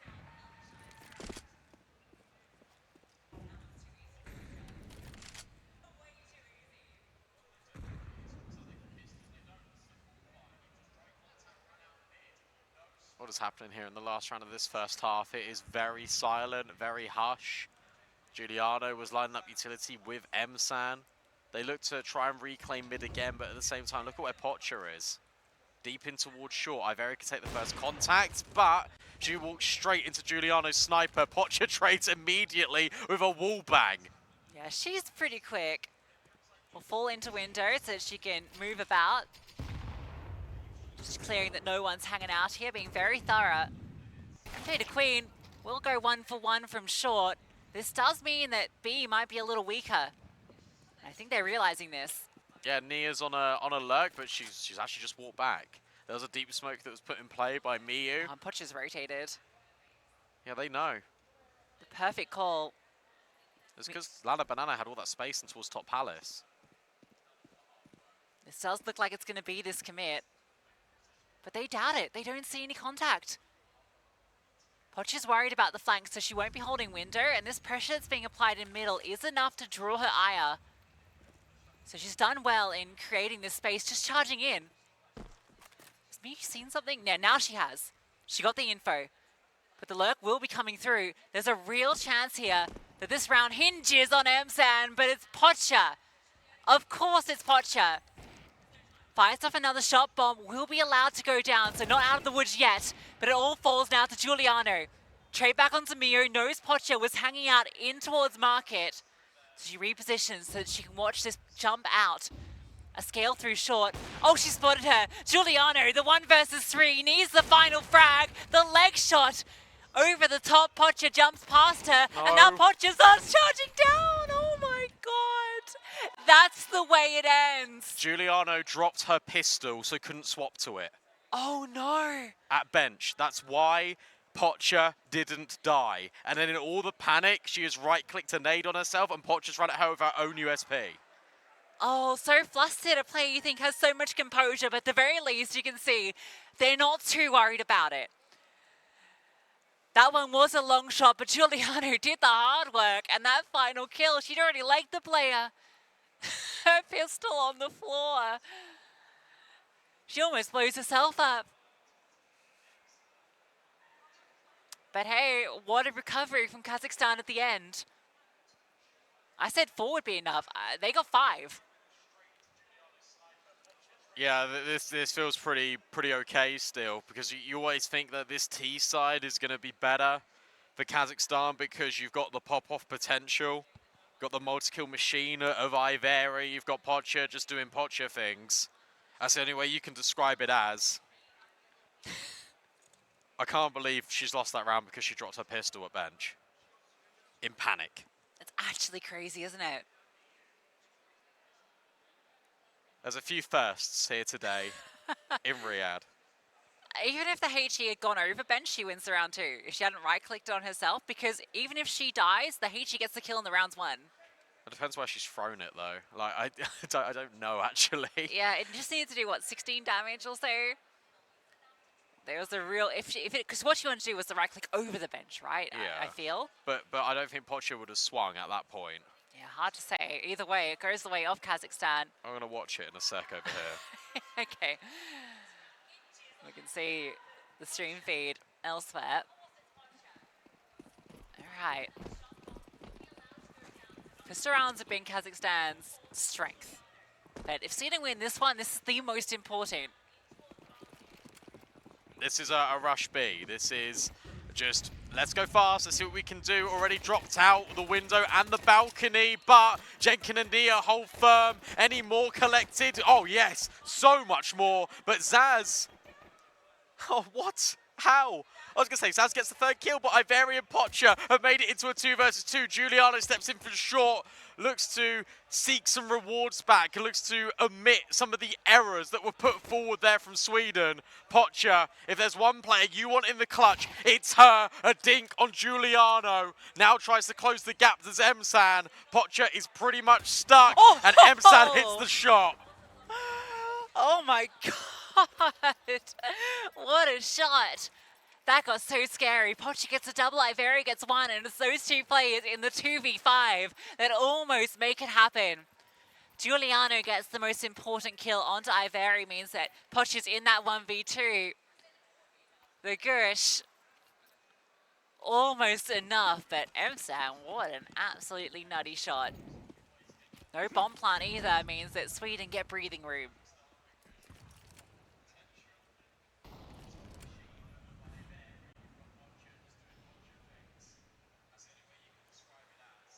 I'm just taking it all in, honestly. Yeah. There's so much happening in every single one of these rounds, and we had that best of 3 before with South Africa and Australia, where it felt like nothing was guaranteed, and then even less so at the first best of 3 of the day. Like there are no certainties. I have the results of map 2 of Denmark versus Canada, which is on Dust 2. Okay. Canada did convert their map picks. That's Wow, going to okay. a third of Anubis. A reminder, that is the same stakes as this one. Loser eliminated. Winner makes it through to playoffs. 1917 was the final score. My God. Who popped off there? We got stats. Yeah, while we wait for this one to wrap up, I'll see if that's loaded. No, we haven't got that yet, but I'll keep you posted.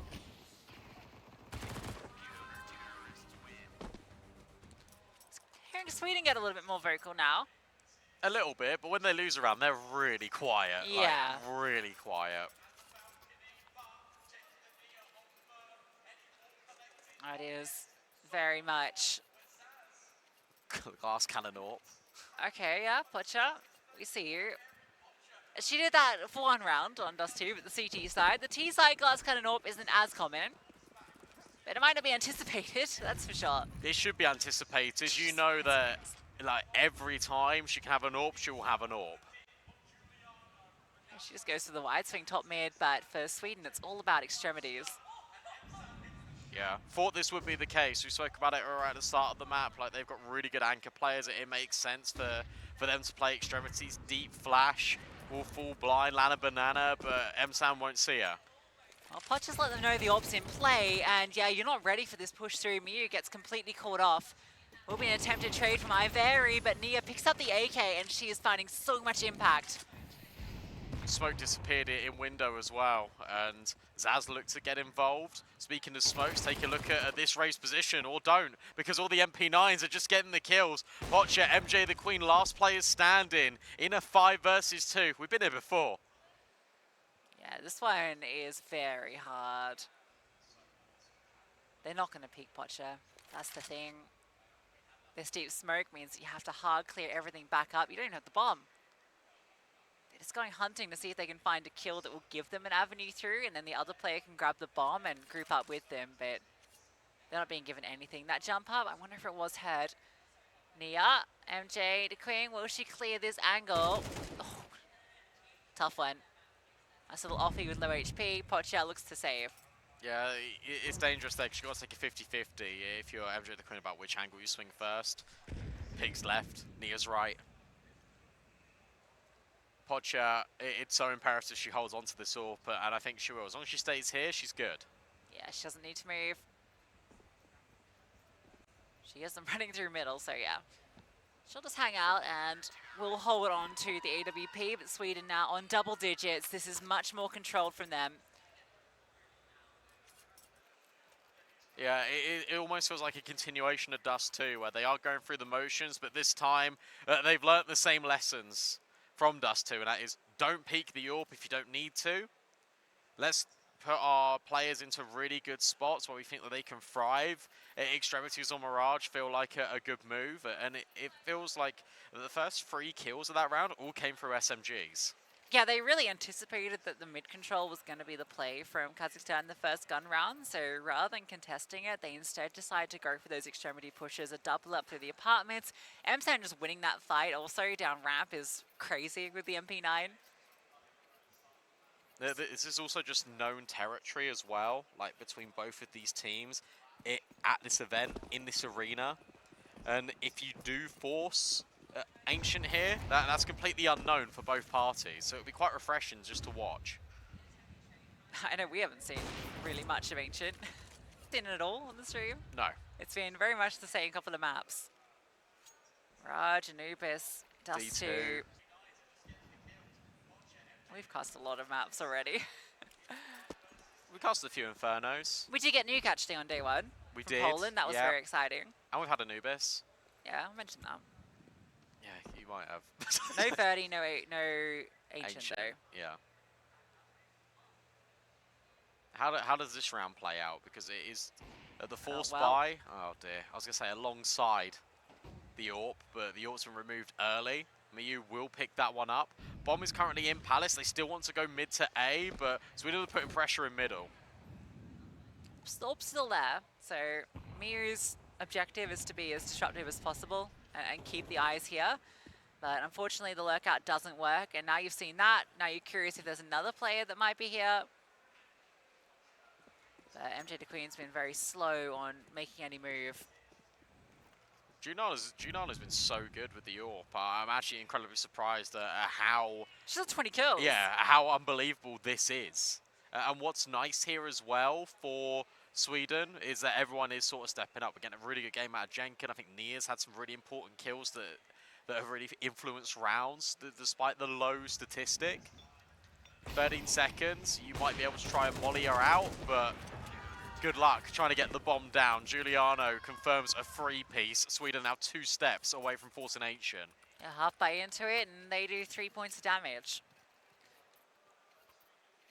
Much more about the Sweden we expected here. Each team looking pretty good on their map picks. Ancient's going to be a real test. But again, I think that's a map I really give Sweden the edge on. Yeah, I do as well. Giuliano really knows how to call a good Ancient. I think that mid control will be so difficult for Kazakhstan to sort of get acquainted with, have a fair fight into. It's a map that Zaz loves to get aggro on. Giuliano and Big are very strong on Ancient as well. Looks to be a little bit faster paced here, but a good counter molly. Thrown in a window smoke. Jenkin might not be ready for Lana Banana already in here. No, she's not. She just walked right by her. The swing out mid, and it's Potcher. In fact, it's everyone from this T side contributing with kills. That's crazy. But Giuliano does chime in with one of her own. She's not been missing too many, and from short, she will strike. Msan, they should know she's this A player. She falls back to CT to allow this regroup. Bomb being planted. A strong post-plant position. I'm not sure how you go for this, how you approach this. It's almost as if Giuliano needs to sort of like wiggle the gun barrel in jungle to take the attention, and Msan needs to move out of CT. Instead, they group together. There's a smoke available that gets thrown forward to lurk. Msan with the flash, and Potcher cleared on the corner. Now Giuliano can scope. They've got a smoke on the bomb they can defuse. That's just 6 smoke. Miyu, can she disrupt this? Someone needs to stop this defuse. Oh, it's Giuliano that stops them. What a smoke. That's so cool. That was a lineup from CT Spawn. That lands back of sight and blocks and allows that defuse to come in with the flash play. Msan clears close. And that provides clear runway for Sweden to get map point. At least there's a full buy here for Kazakhstan. You felt like that was a walk-in. That was your best opportunity, Kazakhstan, to have a fight on this T side. Some close rounds, but Sweden have pipped them at the post every single time. Miss Window smoke. Consistent theme of this event. It's the jump bind change. Oh, not the jump bind change. The jump height change that happened like a couple of weeks ago. Miyu can catch Nia here. You can hear her jumping. But Giuliano steps in, tries to provide cover. There's a lot of resource over towards B right now, whilst the T side focuses middle, but Zaz just swings. That's an early opener for the CTs, and Giuliano makes it one step better. It's just Potcher versus the world. She just has no support by her side this time. That's the difference. And Giuliano is just absolutely insane. She is having a lights out performance, and it's lights out for Kazakhstan. Domination on Mirage. Sweden making it look easy on their map pick. Yeah, really impressive. Giuliano was spectacular. Zaz started coming alive at the end, and I think what's really good is that even though there were some clutches that didn't really go the way of Team Sweden, they were so calm. They always knew in the back of their minds that they were going to win this game. And you look at that CT side, we thought it would be strong. It absolutely was. They made a name for themselves on T side, but the defense was rock solid. Yeah, I'm really surprised that we didn't see more from Kazakhstan on that T side after how strong it was on Dust too. It just felt like it was a completely different looking team. Obviously, Pocha was still having a pretty decent game, but it was the players around her that just were absent. I think there was like almost a 10 kill deficit. Everyone was around that 5 to 7 kill mark. They just weren't performing as a unit. There was one round with Ivari where she got a multi-kill, but like compared that to Dust 2, there was like 6 or 7 instances of it. It just wasn't the same team. And Team Sweden, I think they made a lot of corrections from their original opening game, and now you've gone to Ancient, which is completely unknown territory. Yeah, exactly. Well, let's hear what the desk has to say about that one. Yes, indeed, clean victory there in the end for Sweden. And a quick warning to all the teams to improve your spacing and your trading, or we need to bring in a therapist for Brandon. So, in good mental shape. Guys, flawless defense to close that one out. Comfortable stuff for Sweden in the end. Yeah, little does Brandon know this whole tournament is actually run just to try and get him as annoyed as possible. It's only day 2 as well. Yeah, there's we can do plenty more. of time for us to break him down. Exactly. No, I would say on map 1, Pocha Perfection. Map 2, Giuliano Jubilation. Yeah. Okay? I'm in high school English. I've just learned what alliteration is. I wanted to put it to use. But I think that is the story, right? Just absolute domination there from Sweden. Kazakhstan kind of hung in it in that first half with a couple of rounds of multi-kills. But once you got to that second half, I'd have talked about it more if it mattered, but it didn't matter. And Giuliano was warping. She was rifling. She was just absolutely everywhere. Yeah, she basically did what Pocha did for Kazakhstan on that first map. She decided to do that for her home country in this one, and you could tell. Like, Giuliano was just on one. Again, some luck involved as well when you don't get hit by bullets in that situation, but it obviously is like incredibly well done by Giuliano to pull off the types of clutches and multi-kills that she was able to do.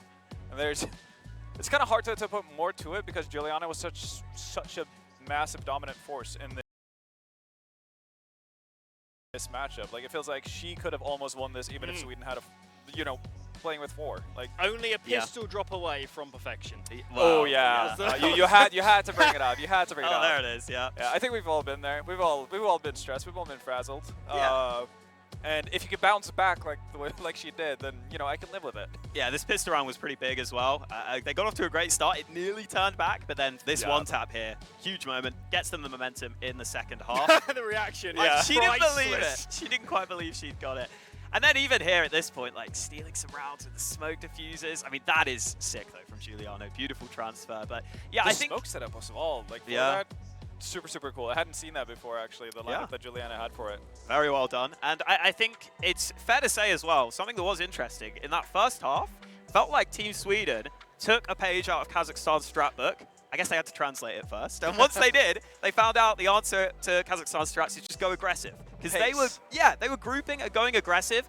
And sometimes it was with varying success, okay? Sometimes they forgot the part 2 of the strat, which is bring the bomb with you. So that's a bit awkward. But overall, it worked out quite nicely. They were grouped up well. They were getting advantages on those initial trades. And then from there, closing out the rounds. I do wonder what this means going forward in the series. Like, I'm kind of slightly scared for Kazakhstan. Yeah, so the thing for me is that Ancient in several ways plays similar to Mirage, especially if you are a team that focuses heavily around getting mid control. And what we saw out of, again, I think Ancient also has, very good ways for you to potentially counter aggression from CT sides in terms of if you want to deny. Let's say like you have a CT side team that wants to get up on ledge and try to peek down towards B lane early and often. Again, you have Molotovs, smoke setups, etc. All those kind of things for that, even if you get locked out of mid as a team just by util. So I'm kind of curious because we didn't really get to see the same kind of aggression out of Kazakhstan on their CT side here on Mirage as we did on Dust 2. And that leaves me to wonder, like, I'm not going to say one-trick pony, but maybe they feel significantly more comfortable with playing aggressive on Dust 2 compared to a lot of other maps. And I think Ancient is something that allows you to actually like push back on these things as a T side as well. You're not necessarily going to be bullied around as much as you could be on Dust 2. Like, it's easier to get away with this this kind of aggression on Dust 2. So for Kazakhstan, they need to have something special in place, but I'm a little bit worried when I saw how much room and space players like Zaz and Juliana were able to get on Mirage. Yeah, that was the other player too. Zaz consistently continuing her aggressive play and it paying off for them. This time just having more backing with it, which is a good sign. I do think that the one interesting aspect for Ancient is that B lane area of the map, if you can get that over and over again, I wonder if a team like Sweden would know how to adapt to that. Because on CT side, if Kazakhstan push that consistently and they can get that control, which is possible, if you dump util there early, you should be able to get that control. It can be quite hard to put the rest of the round together towards mid, towards A. Are you able to retake B lane in the first place? That can actually be kind of tricky, especially if you put Pocha towards mid or A, for example, and just rely on her to do enough on the hold. That would be the way that if I were Kazakhstan, I'd be looking at this and saying, it's harder to put the round together. You need to be more intricate and methodical from Sweden if they lose B lane. And that's where, if I were Kazakhstan, I'd be looking at that and saying, let's hit that over and over, see if we can get it. And if we can, it could completely change how the whole map plays entirely. Yeah, no, 100% agreed. And again, it's going to be exciting to see because I think both teams might run into that issue. Yeah. Especially, like, you're going to have to slow down. You're going to have to be more methodical. What do you do? We've kind of yet to see the teams succeed in that sense. Like you said, the T side from Sweden on Mirage, very fast-paced. Kazakhstan in general on Dust 2, fast-paced. So what do they do? Like, do they have like something in mind for how they're going to retake this and play around the fact that they're not being given as much real estate as they would have liked by default? Yeah, and I would also say, I don't think it's that Giuliano has like a specific play style, but I'd say generally I see her being very good in late round scenarios more. I think that's her strength, and she was given those late round scenarios here more often, or just being in the middle of the pack because of the way Sweden were playing. So if that were to stop, maybe that's a way to try and counter the Giuliano crazy performance we saw here. So there are, in theory, paths to victory for Kazakhstan.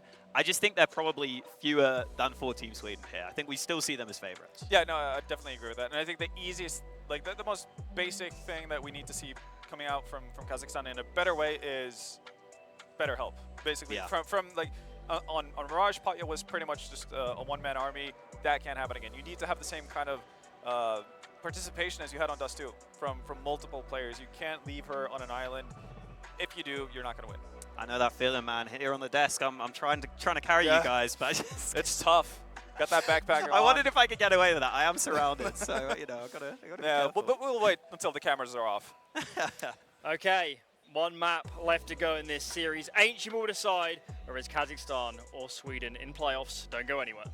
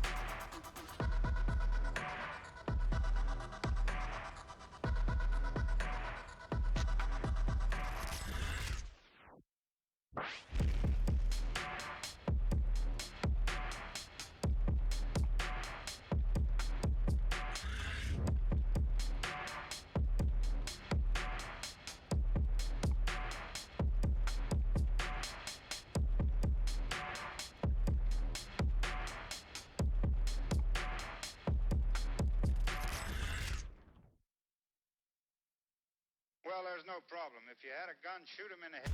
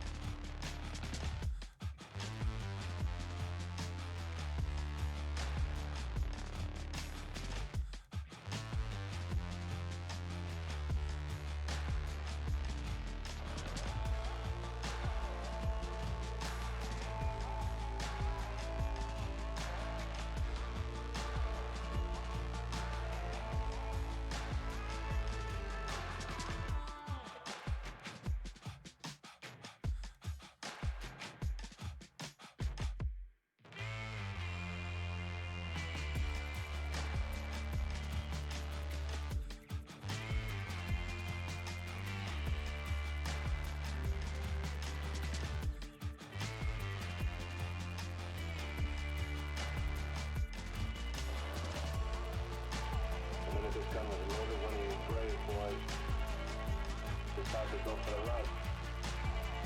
It's the fire. It's the fire.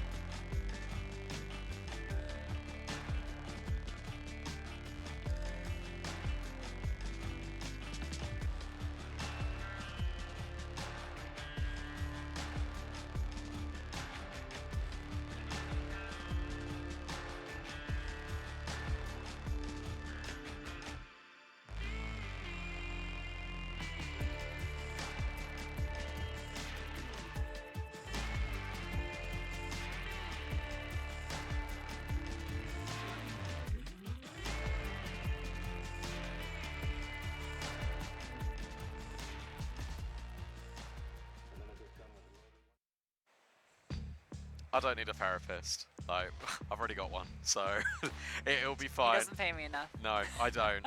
Talk me through Ancient, because obviously we don't know really what to expect, apart from Kazakhstan won the knife round, they start CT. Yeah, I guess that'll be a boon for them, or will it? I don't know. The CT side, it looked decent on Mirage, I guess, but they still lost the majority of rounds, right? And they've been okay getting pistol rounds, but it's kind of like the conversion, you know, those next couple of rounds, it feels like Sweden are getting off to strong starts. And my biggest concern here is how they're going to be able to deal with the mid-rounding from this, I almost said Bigger Kiefer, this Swedish team, because you've got all that experience of Giuliano. You've got Zaz, who Imperial have embraced this map as often their first pick now instead of Inferno. And yeah, it just feels like everything points towards Sweden taking this just because of the dense map. The things you got to look out for here on Sweden's T side is that Zaz will try and run into Cave a lot of round middle alongside Emsan, and they'll be trying to get that space. I actually think it's better for Kazakhstan that they start CT, because they don't really have to deal with Team Sweden will inflict on them when the sides are switched. So for this first half, in my opinion, it's all about getting a good foundation here for the CTs. All right, well, let's see how it goes. Got a kit for Kazakhstan. They've put that to good use before. We're going to get mid. This is the fight. Everyone is here. This is 8 players in middle, and 4 of them hit the deck immediately. Guys, this is our ninth map of the day. I'm losing my goddamn mind, and Sweden are losing the goddamn round. And their heads. They all hit the deck. That was an explosive pistol, wasn't it? That felt like a knife round. Everyone is in mid. It's all right. Pretend I'm from New Zealand. Oh, beach does brew.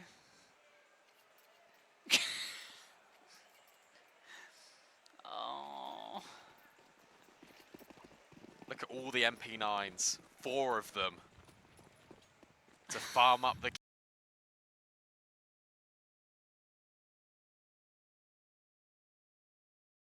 cash.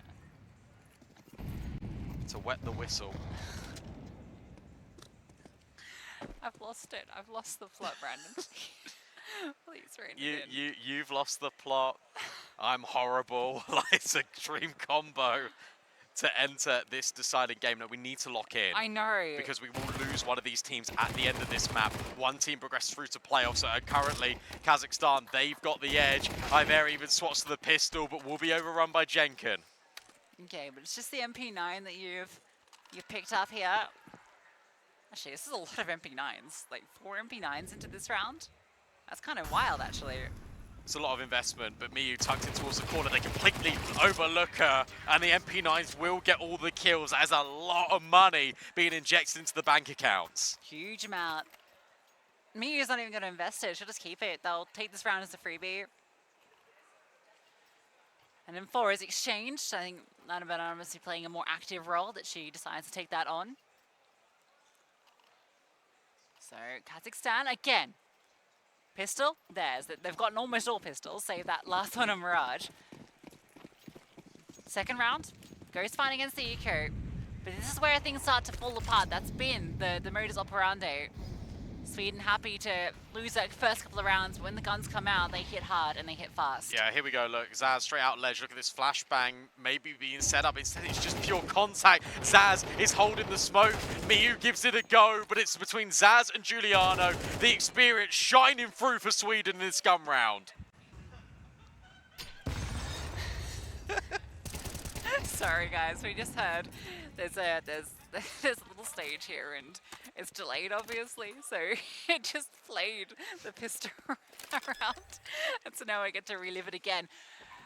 Pocha will look to save, and look, listen, I like the idea from Kazakhstan, given that they do have so many MP9s. You just go for something, try and get in their face, go for the lane crunch, it makes the most sense, but Zaz was ready for it. Yeah, I thought it was actually kind of cool that they didn't flash shelf. Instead, Miyu threw a flash that went deep in towards elbow to try and stop Jenkin coming through middle. It didn't quite work out in the manner that they hoped for, but I like the inventiveness of it.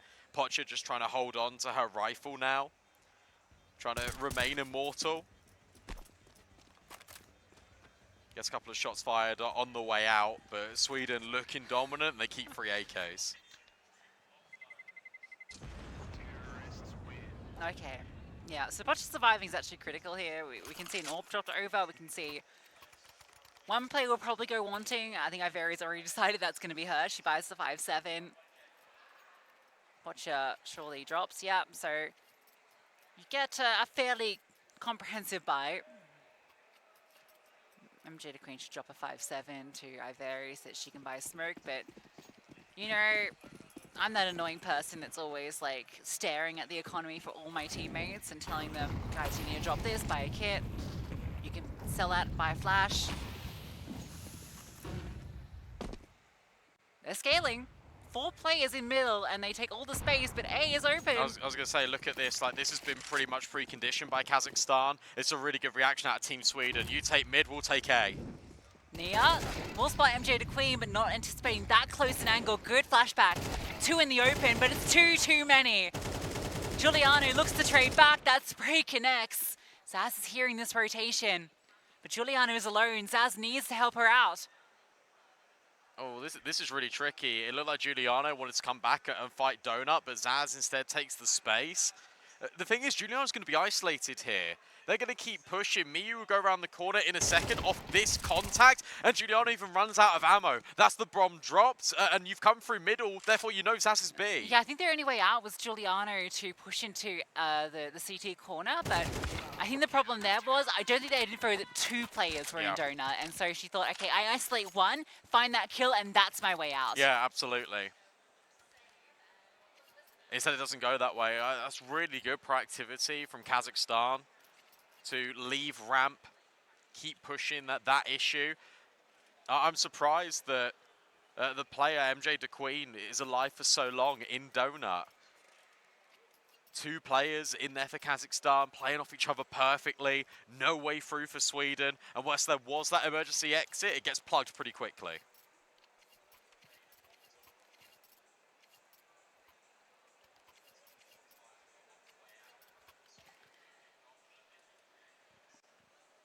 Pocha, you can drop. I can say no, they're up against pistols, so yeah, it's fine. It's fine. Maybe a chance for Lana Banana to farm up some cash money.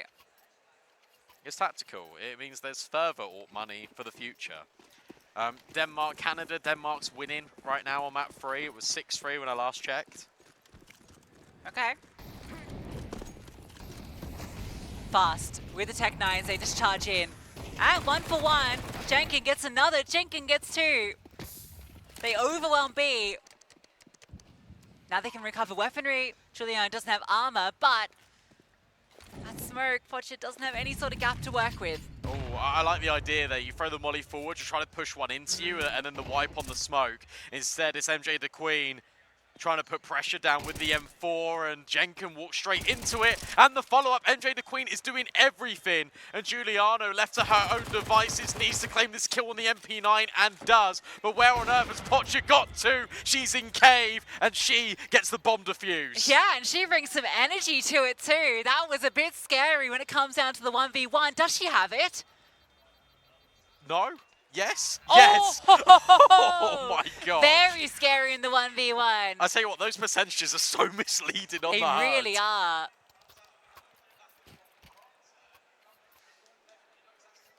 Full HP, she hits the flick shot on the wide swing. You think, oh, maybe she should approach this a little slower, but she couldn't have. She had to go fast. Yeah, she did. That was a really cool idea as well, to wipe the smoke, throw the molly, indicate that you're going to be there, and she's just on her bike immediately. MJ the Queen getting 2 there as well is everything. She's had some big impact frags so far at the side of this map. Really good stuff.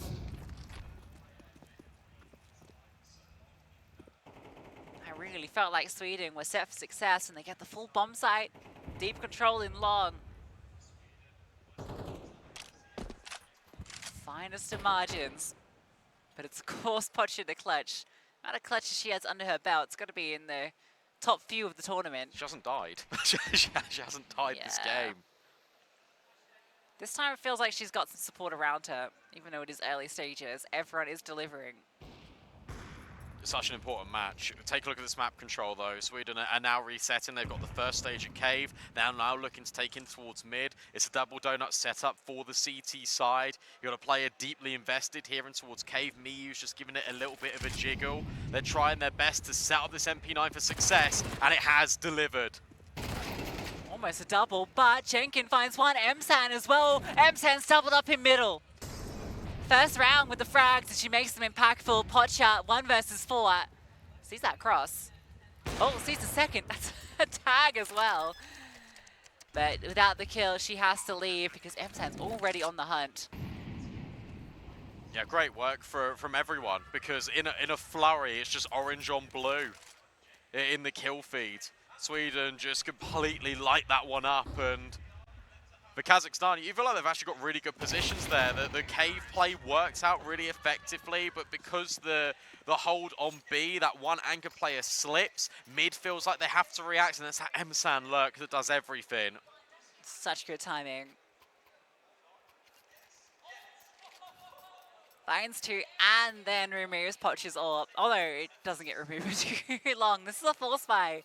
It's not pretty.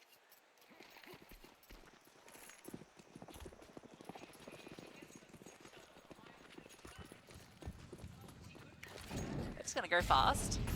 No, boost up. Giuliano asks for it, a flash over to set herself up.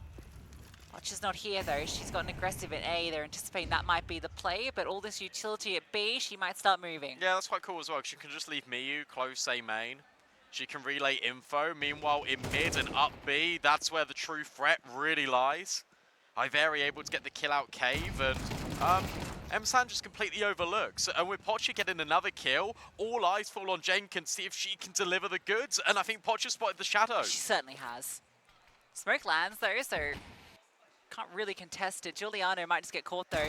Pistol out, and Miyu, she's ready with hers. You know exactly where Jenkin is. Nice little blow on the smoke. Pocha, oh, cleared. Okay, a chance here for her. 1 minute left. Problem is that bomb has just been locked down by both remaining players for the CTs. And this was a force buy. You got to remember that whilst it was with pistols, there is Kevlar behind it. So it's not like these players are armorless. Jenkins still got a really tough task on her hands and a re-smoke in towards elbow. It's not happening, surely. Unless she pushes, hits the most insane timing. She's going to try it. And to be honest, Miyu is jiggling this between this and A main. There's a small chance, but as the time ticks and they see no one in spawn, there's not many options, and elbow was the main culprit. Miyu confirms it. Big round from her, catching that rotating Giuliano, and then dealing with Jenkin in the end. NT with those first 2 kills.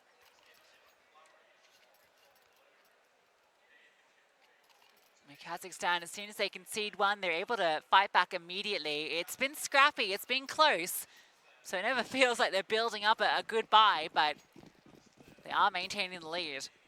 Yeah, for them, it might not even be goodbye, right? Because Sweden are really struggling just to build up a bank of their own. It's felt like in the first 2 games, they've always had control. I tell you what, in this one, to kick things off, they haven't whatsoever.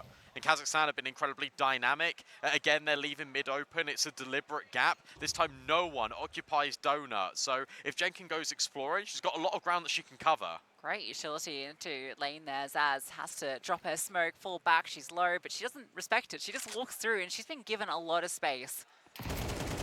Jenkin, caught on the drive-by. So Wow. hard to deal with MP9 players running back and forth like that.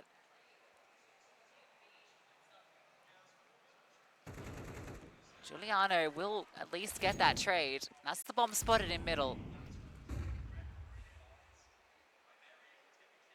Being active now. Kazakhstan. Oh, Emsan just fired, right? Yeah, but 2 players are swinging, looking to claim the lives, and they will. But Giuliano, it's her again to get the trades. Another multi-kill round for her. I just don't think that was a necessary extension after you find that first kill. Especially because you've both been brought down kind of low. Now you put Pocher and Lana Banana in an uncomfy spot. They've got utility at least in spades in the back of Lana. And it is Pocher. Now, I don't know if there's a kit available on one of those players that fell, but it'd be difficult to recover nonetheless. And this passive post plant, Giuliano moves forward. The MP9 at long range wins that out, but Giuliano immediate on the trade. Pocher realizes time's not in her favor. Has to fall back and save. Yeah, that was actually an interesting one as well, because the MP9 is actually committed to the fight, and Pocher is half in, half out at that point. Didn't expect the MP9 to get that much purchase on it, but time was always the limiting factor.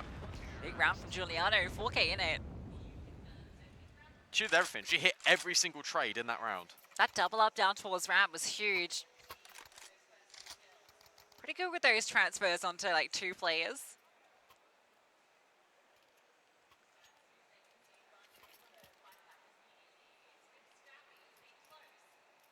It's another one of these rounds where you got Pocher on the AWP and then everyone else has got nothing. And it's because Sweden have kept every round competitive. Even the ones that Kazakhstan have won, it's not felt super decisive. Jenkin kept it costly. Pocher, this is a very aggro peak. She gets shot from elbow. And then Jenkins just takes the space. Jenkins been really good at sort of facilitating this control in towards middle, push down ramp, this time not as lethal, but at least Miyu will trade on Emsan. And a Banana only with a USP. Therefore the MAC-10 can quickly gobble that one up. It's going to be a 1-round game momentarily. Yes, that's just caretaking this AWP. Sweden getting back into the swing of things. And it's a little rough for Kazakhstan. Are they actually going to buy this? Yeah, they can get a glass cannon AWP. Of course they're going to buy it. Of course they can get a glass cannon AWP and 4 MP9s. That's certainly a buy. Weirdly, that's felt like the buy like every round. Like, Yeah. As long as they can get the AWP, they will play on.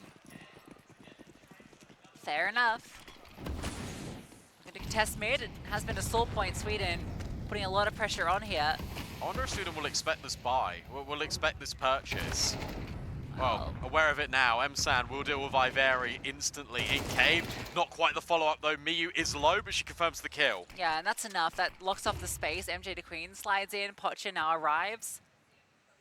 B is off limits. That's not going to stop them. Zaz just creeps forward.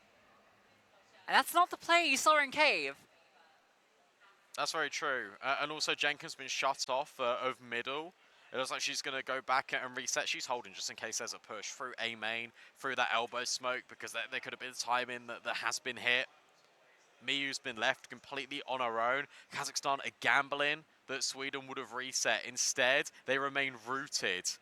This flashbang forward. Ooh. NT. An M4 and you might have been cooking. Instead, you just get cooked. 45 seconds left. Sweden have now got complete control of B, but yet again, they don't know it. They keep pausing. They're playing so patient, and I think it's going to be rewarded here. Yeah, you can really tell that they're feeling the pressure on the back foot. They really want to make sure they confirm this. They know what's on the line here.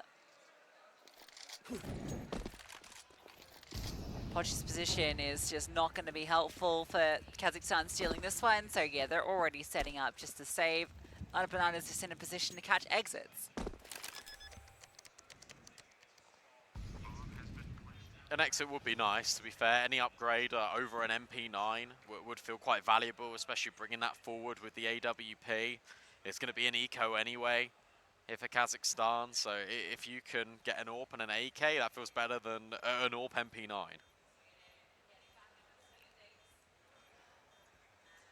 Always an AWP in play for Kazakhstan. Every round it feels. The good news for Sweden is this time they just completely avoided her. Yeah, that seems to be the secret a lot of the times. Oh, they lose it all. They lose every damn thing. I'll tell you what, this makes me really excited for ESL Impact with the form that Giuliano's yeah. in, powering up for LAN, right? Doesn't even feel like she's in final form. I don't know, that Mirage looked kind of like final form. Yeah, that was pretty unbelievable. She saw what Pocha did in Dust 2 and said, all right, hold my beer. Well, maybe not beer. Hold my non-alcoholic beverage while we're here. This is really just a good change of pace now for Team Sweden. You've been conditioning that you want Cave so much. Zaz has been there sort of every single chance. They've always been holding for the B ramp push. And this is the round you go A. It's completely open. Yeah. Perfect read. The pistols will clear and they'll start to move quickly, but Zaz should get confirmation. She peeks in, takes a little bit of damage, decides, all right, I don't really want to stick around here. Let's send Nia in to try and farm up some ecos.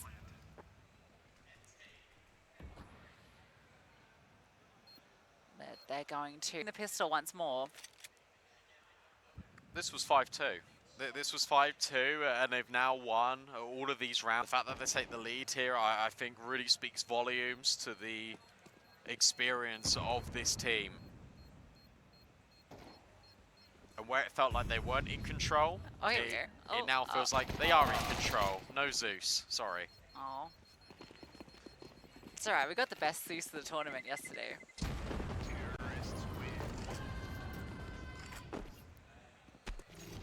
Sweden on 6. We'll get the Kazakhstan by again. Pocha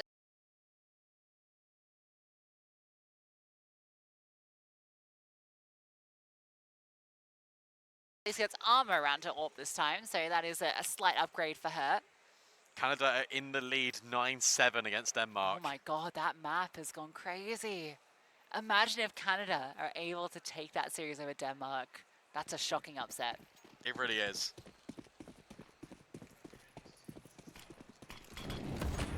The Goose Breeder effect. Giuliano, also a large amount of aura. And Zaz, again, hoping for a chance. Pocha will fire off her AWP. And a nade drop. Pocha just keeps going. Through. Oh, she's found another! A shot through the smoke. Pocha's just taking pot shots and they're connecting. And now Msan has got to be really careful. Good adjustment. And then re-snap onto Pocha. It could be a backbreaker. Still for Kazakhstan at a 3 versus 2. Sweden have got the edge, but Miyu's tucked in close. Rotation comes too. The Sweden are more than happy to slow down in these positions. They wait for Nia to regroup with them so they can split onto this bomb site. Now they start to move forward. Lana will slide in as well, so everything is here for success for Kazakhstan. Molotov forward, and Miyu gets the first kill. Lana Banana needs to win this one out, but she can't against Nia, and it's Sweden that will win out the half. Yeah, just too many players. They all group together, they slow down, and Kazakhstan, they keep going for this same play in the mid-round. When they don't have info, they group together and they push down B-ramp, and it nearly works. It's so close, but it's not meant to be. The Sweden give themselves a pretty solid chance here. It was the CT side that I thought would be their strongest. The fact that they get 7 on T side is a statement.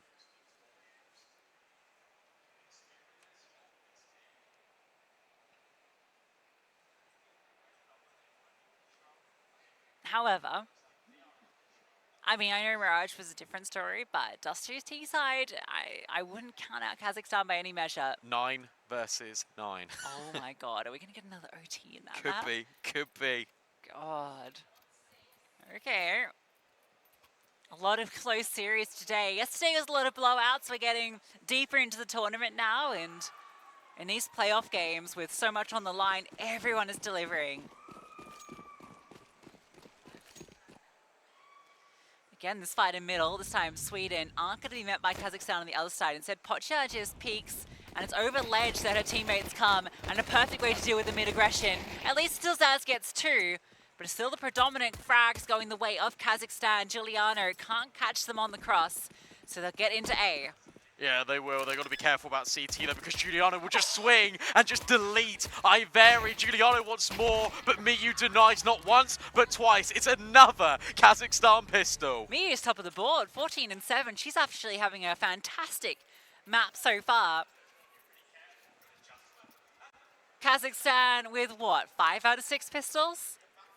Sounds right. It's actually crazy. The only one Sweden I got, I think, was that Mirage one on the second half.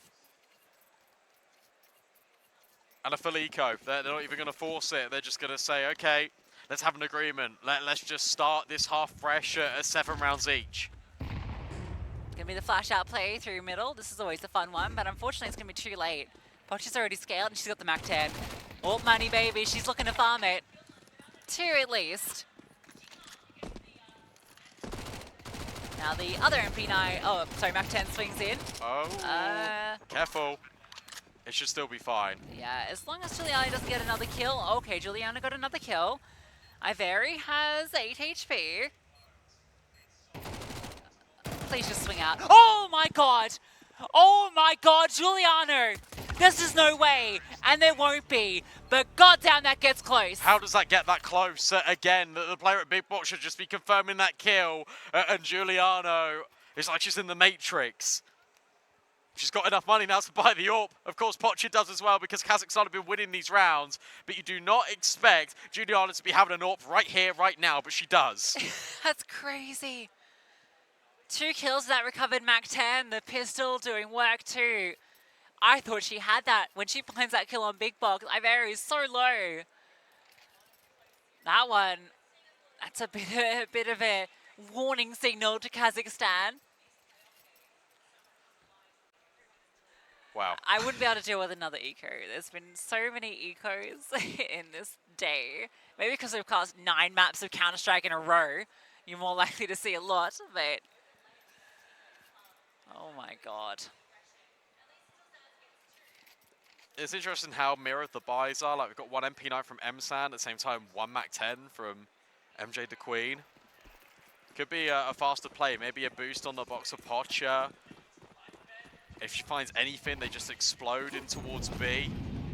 Counter utility drop down, fight in towards cave. MJ the Queen wants it, but Zaz, this is her domain. And Iveri so low. Can't at all attempt to trade. Yes, where Zaz, as you mentioned, does her best work. Giuliano has the AWP. Had the AWP. Pocha, remember, she has hers. I was going to say, it's really interesting. Actually, it's the rifle, though, that gets boosted and then Pocha just searches. But I guess she can do that. She's then got the freedom rather than being trapped just in a corner. Instead of 1 dedicated angle, Pocha can explore 3 more. And for Sweden, it's double donut, and it could be this similar reaction at a push down B main. It's being held by Lana Banana.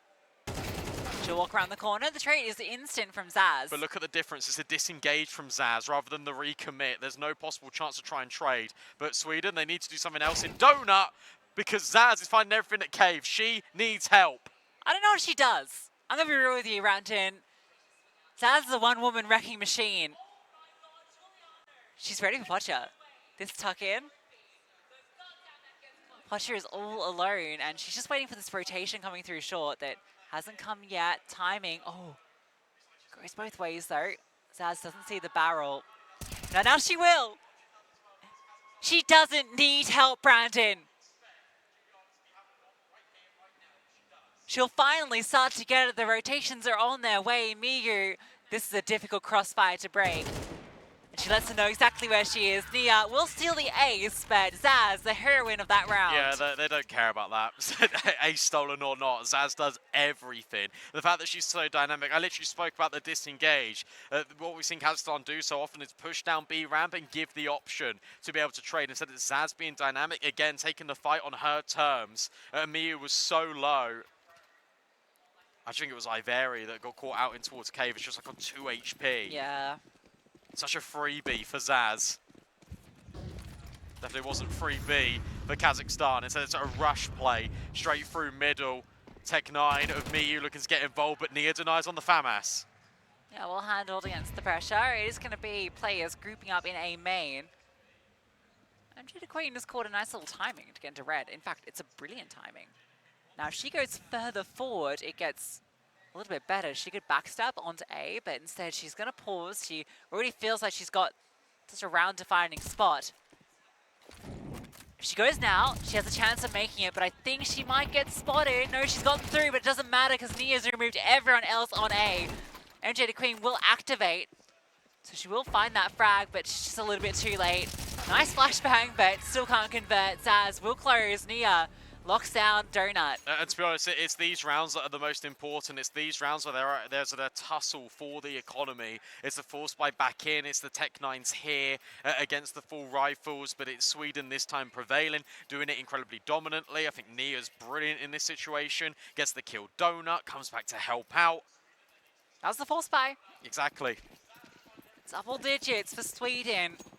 Double digits for both Denmark and Canada. That one's 10-10. Oh my god, you cannot separate those teams. And it felt like that was the same here for a little bit, but Sweden are separating themselves from the pack. I love how competitive it's been today. It really just is a testament to the strength of the women's scene just globally.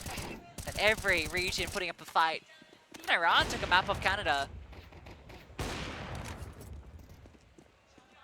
Damn. Well, Sweden are taking lumps out of Team Kazakhstan right now in this round. They don't know that the player isn't at default, but Giuliano adjusts instantaneously. She's up to 21 kills. Sweden are 3 rounds away from playoffs. Giuliano just like flicked a switch after Dust 2. Like she was mad about that loss. And each map since, 20 plus kills with single digit deaths. That's what we said though, isn't it? It will either go both ways. It would be Giuliano and Zaz just flipping a switch and just owning everyone. Or it would be Giuliano and Zaz trying to do too much. They flicked the right switch.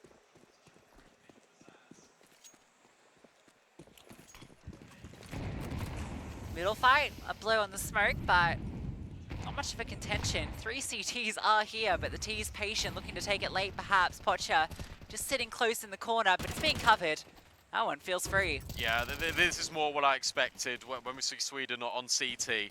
Just the immediate control in towards mid, in towards ledge, the follow-up flashbang. Yeah, no chance whatsoever. 2 quick openings. This one feels a little lackluster, doesn't it? This is really good mid control by the CT side, though. Yeah, they commit 3 players early, which has become, you know, quite common, right? You leave A open, you focus on getting mid first, and then you can reset for that position. Jacken will get the information, cheeky little flash, and a follow-up too from different angles too. I like it. Doesn't help her out, but Zaz will help her out, that is, and Zaz will take many kills. Iveri, one before she goes. Sweden can taste it. Zaz feeling herself. Jen can play that really well Oh my because god, her giggling is so intense. You guys can't hear it at home, but we're hearing her. Maniacal. yeah, it's like a supervillain. Yeah. Jenkin does really well in that round in terms of staying alive because it means that Zaz can come through and grab those kills in from mid, and the double donut push, it is just safety guaranteed. Something big just happened in that Canada-Denmark game. It screams from across the room. And I'm seeing pace up B. And successful. However, still one player to deal with. It's Giuliano firing off pistol bullets. HE goes actually pretty deep. Wallbang shots firing out. She has support. Finally connects the shot. Iveri again on low HP. Can't get anything done. MJ to Queen. Back 10. No, it's a struggle. It's a real struggle. Giuliano is just pure distraction that round. Yeah, and she also got 2 kills off the back of it. It really feels like Sweden are entering a flow state. This round from start to finish has been all Sweden. As soon as they started to recover, give themselves a little bit of breathing room. Very much like they did to Kazakhstan on Mirage, they are running over them on Ancient. 5 chances to force OT. But each round is starting to feel more and more desperate. This could be the final stand right here, right now in round 20. Yeah, after Dust 2, this just felt commanding from Sweden. Hotshot getting aggressive, doesn't connect her shot. Chops the smoke to prevent Zaz from pushing, but very little actually prevents Zaz from doing whatever the hell she wants. Emsan needs to be careful. Potter is going to get boosted. She will go for this swing. Emsan, do you want to swing this? No, she's just going to drop the smoke. Down barrel, spotted. But it's Iveri that collects. Doesn't matter, and she removes Zaz with the spam too, so Kazakhstan, a little bit of breath at the tail end, will likely confirm this round. Giuliano doesn't quite get what she wanted.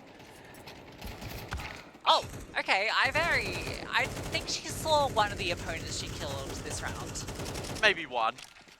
A nice spam on the follow-up because it just denies the chance to save the AWP. There's a lot of money on both Giuliano, Nia and Emsan, so the drops can be afforded, AWP can be recollected. But that was a really fast play in towards B. We saw how successful it was a few rounds prior, and bar Giuliano's heroics. But this round it was all Iveri. Yeah, huge round from her, and you know, she had a quiet Mirage, so good to see her back to what she showed on Dust 2. Top of the board, in fact, for Kazakhstan. Giuliano was just so far ahead of everyone, though. Still going to be plenty to invest for Sweden. Doesn't get any easier. But they did find a way in.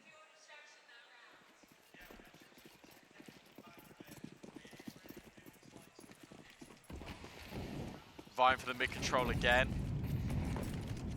But heavy aggression instead takes shelf. But look at that from Zaz. She tries it. A different angle of approach, but the same result. It's Kazakhstan finding opening kills. Yeah, 2 of them. Giuliano wants to peek into cave, and yeah, good find off it. Pocha gonna try her luck, and Giuliano can't even respond. That's how fast Pocha was on that peek. Emsan's still something to deal with, and Emsan's the only one to deal with. But the bomb is here. If she peeks into lane, she doesn't. She doesn't. So Kazakhstan will be able to likely get this round. Yeah, if anything, you're Emsan, you're saving the AWP here. Yeah. Because you're on, what, first stage loss bonus? It means that Giuliano can drop rifles. If you save the AWP, that's way more beneficial to Team Sweden. Kazakhstan are knocking on the door. They've halved the deficit. They're looking for 3 more rounds. Yeah, another massive high impact round from Iveri as well, right?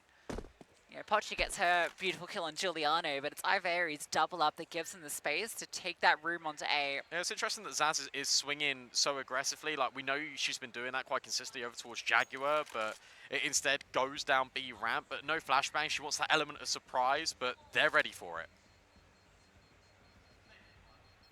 And you got to throw a few things at them so you can catch them off guard. Now you know that they will be ready for that. That's a bit scary. Look at the mini-map. Yeah, they're all very, very close. Okay, so another bye for Sweden, just about. Actually, it's pretty good, but it does get scary if Kazakhstan win this one. It does. We'll be looking at a one-round game. We could potentially be going OT. Yeah, but by saving that orb, that means that you've got 2 full gun rounds here for Sweden before OT hits. There'll be a bit of respite in the middle, but Kazakhstan still need to work really hard. And it's back to this familiar mid control that feels so oppressing. But Kazakhstan, they're reading into it and they're going to go A. Yeah, look at this. 3 players on B, 2 in middle. A is completely open. Kazakhstan have read this perfectly. They threw all the smokes towards B. It's keeping them rooted. Yeah, they're faking it as well. Sweden have got no idea. The next question is, when do you want to plant the bomb? Because in theory, you can just walk in towards spawn right now. Yeah, they're like, where are the defenders? With so much space. They are going to plant in a position which does favor the CTs. Or CT position. So Iveri will be forward. Tries to catch up a player in the rotation, but she's forced back. Thing is though, you've got temple control, you have got like shallow CT control. Molly feels pretty good. Jenkin wants to have this fight, but Iveri is holding them back, and now Pocha can just scope in from A main. There goes Giuliano. Yeah, Giuliano on the punish this time around. Nia gets a kill Emsan as well. Iveri, it's all onto Iveri. Neezy's final 2 frags. Low HP Emsan swings, the bomb's being defused. Giuliano is sticking it in front of her, and Giuliano defuses to take Sweden to playoffs. Yeah, unbelievable. Of course, it's Giuliano, the most experienced in the game. Just diffuses it right under Kazakhstan's nose. That is a horrible way to go out, but Kazakhstan should still hold their heads high because they pushed Sweden to the limit. They were so close to playoffs. So close. Kazakhstan eliminated the team that came second last year in Argentina. They've had to do the full lower bracket run, but it's Sweden that stands tall today, and they are very excited for this result. It's been a tough one. They were definitely tested more than I think they anticipated they would be. Dusty was a humbling experience, and Giuliano took that personally. Yeah, she absolutely did, and Zaz on Ancient as well was undeniable. Her cave holds really facilitated a lot of success for Team Sweden. For Team Kazakhstan, we learned and got to be reintroduced to some familiar names. We know Pocha, we know Iveri, but Miyu was exceptional on Ancient as well.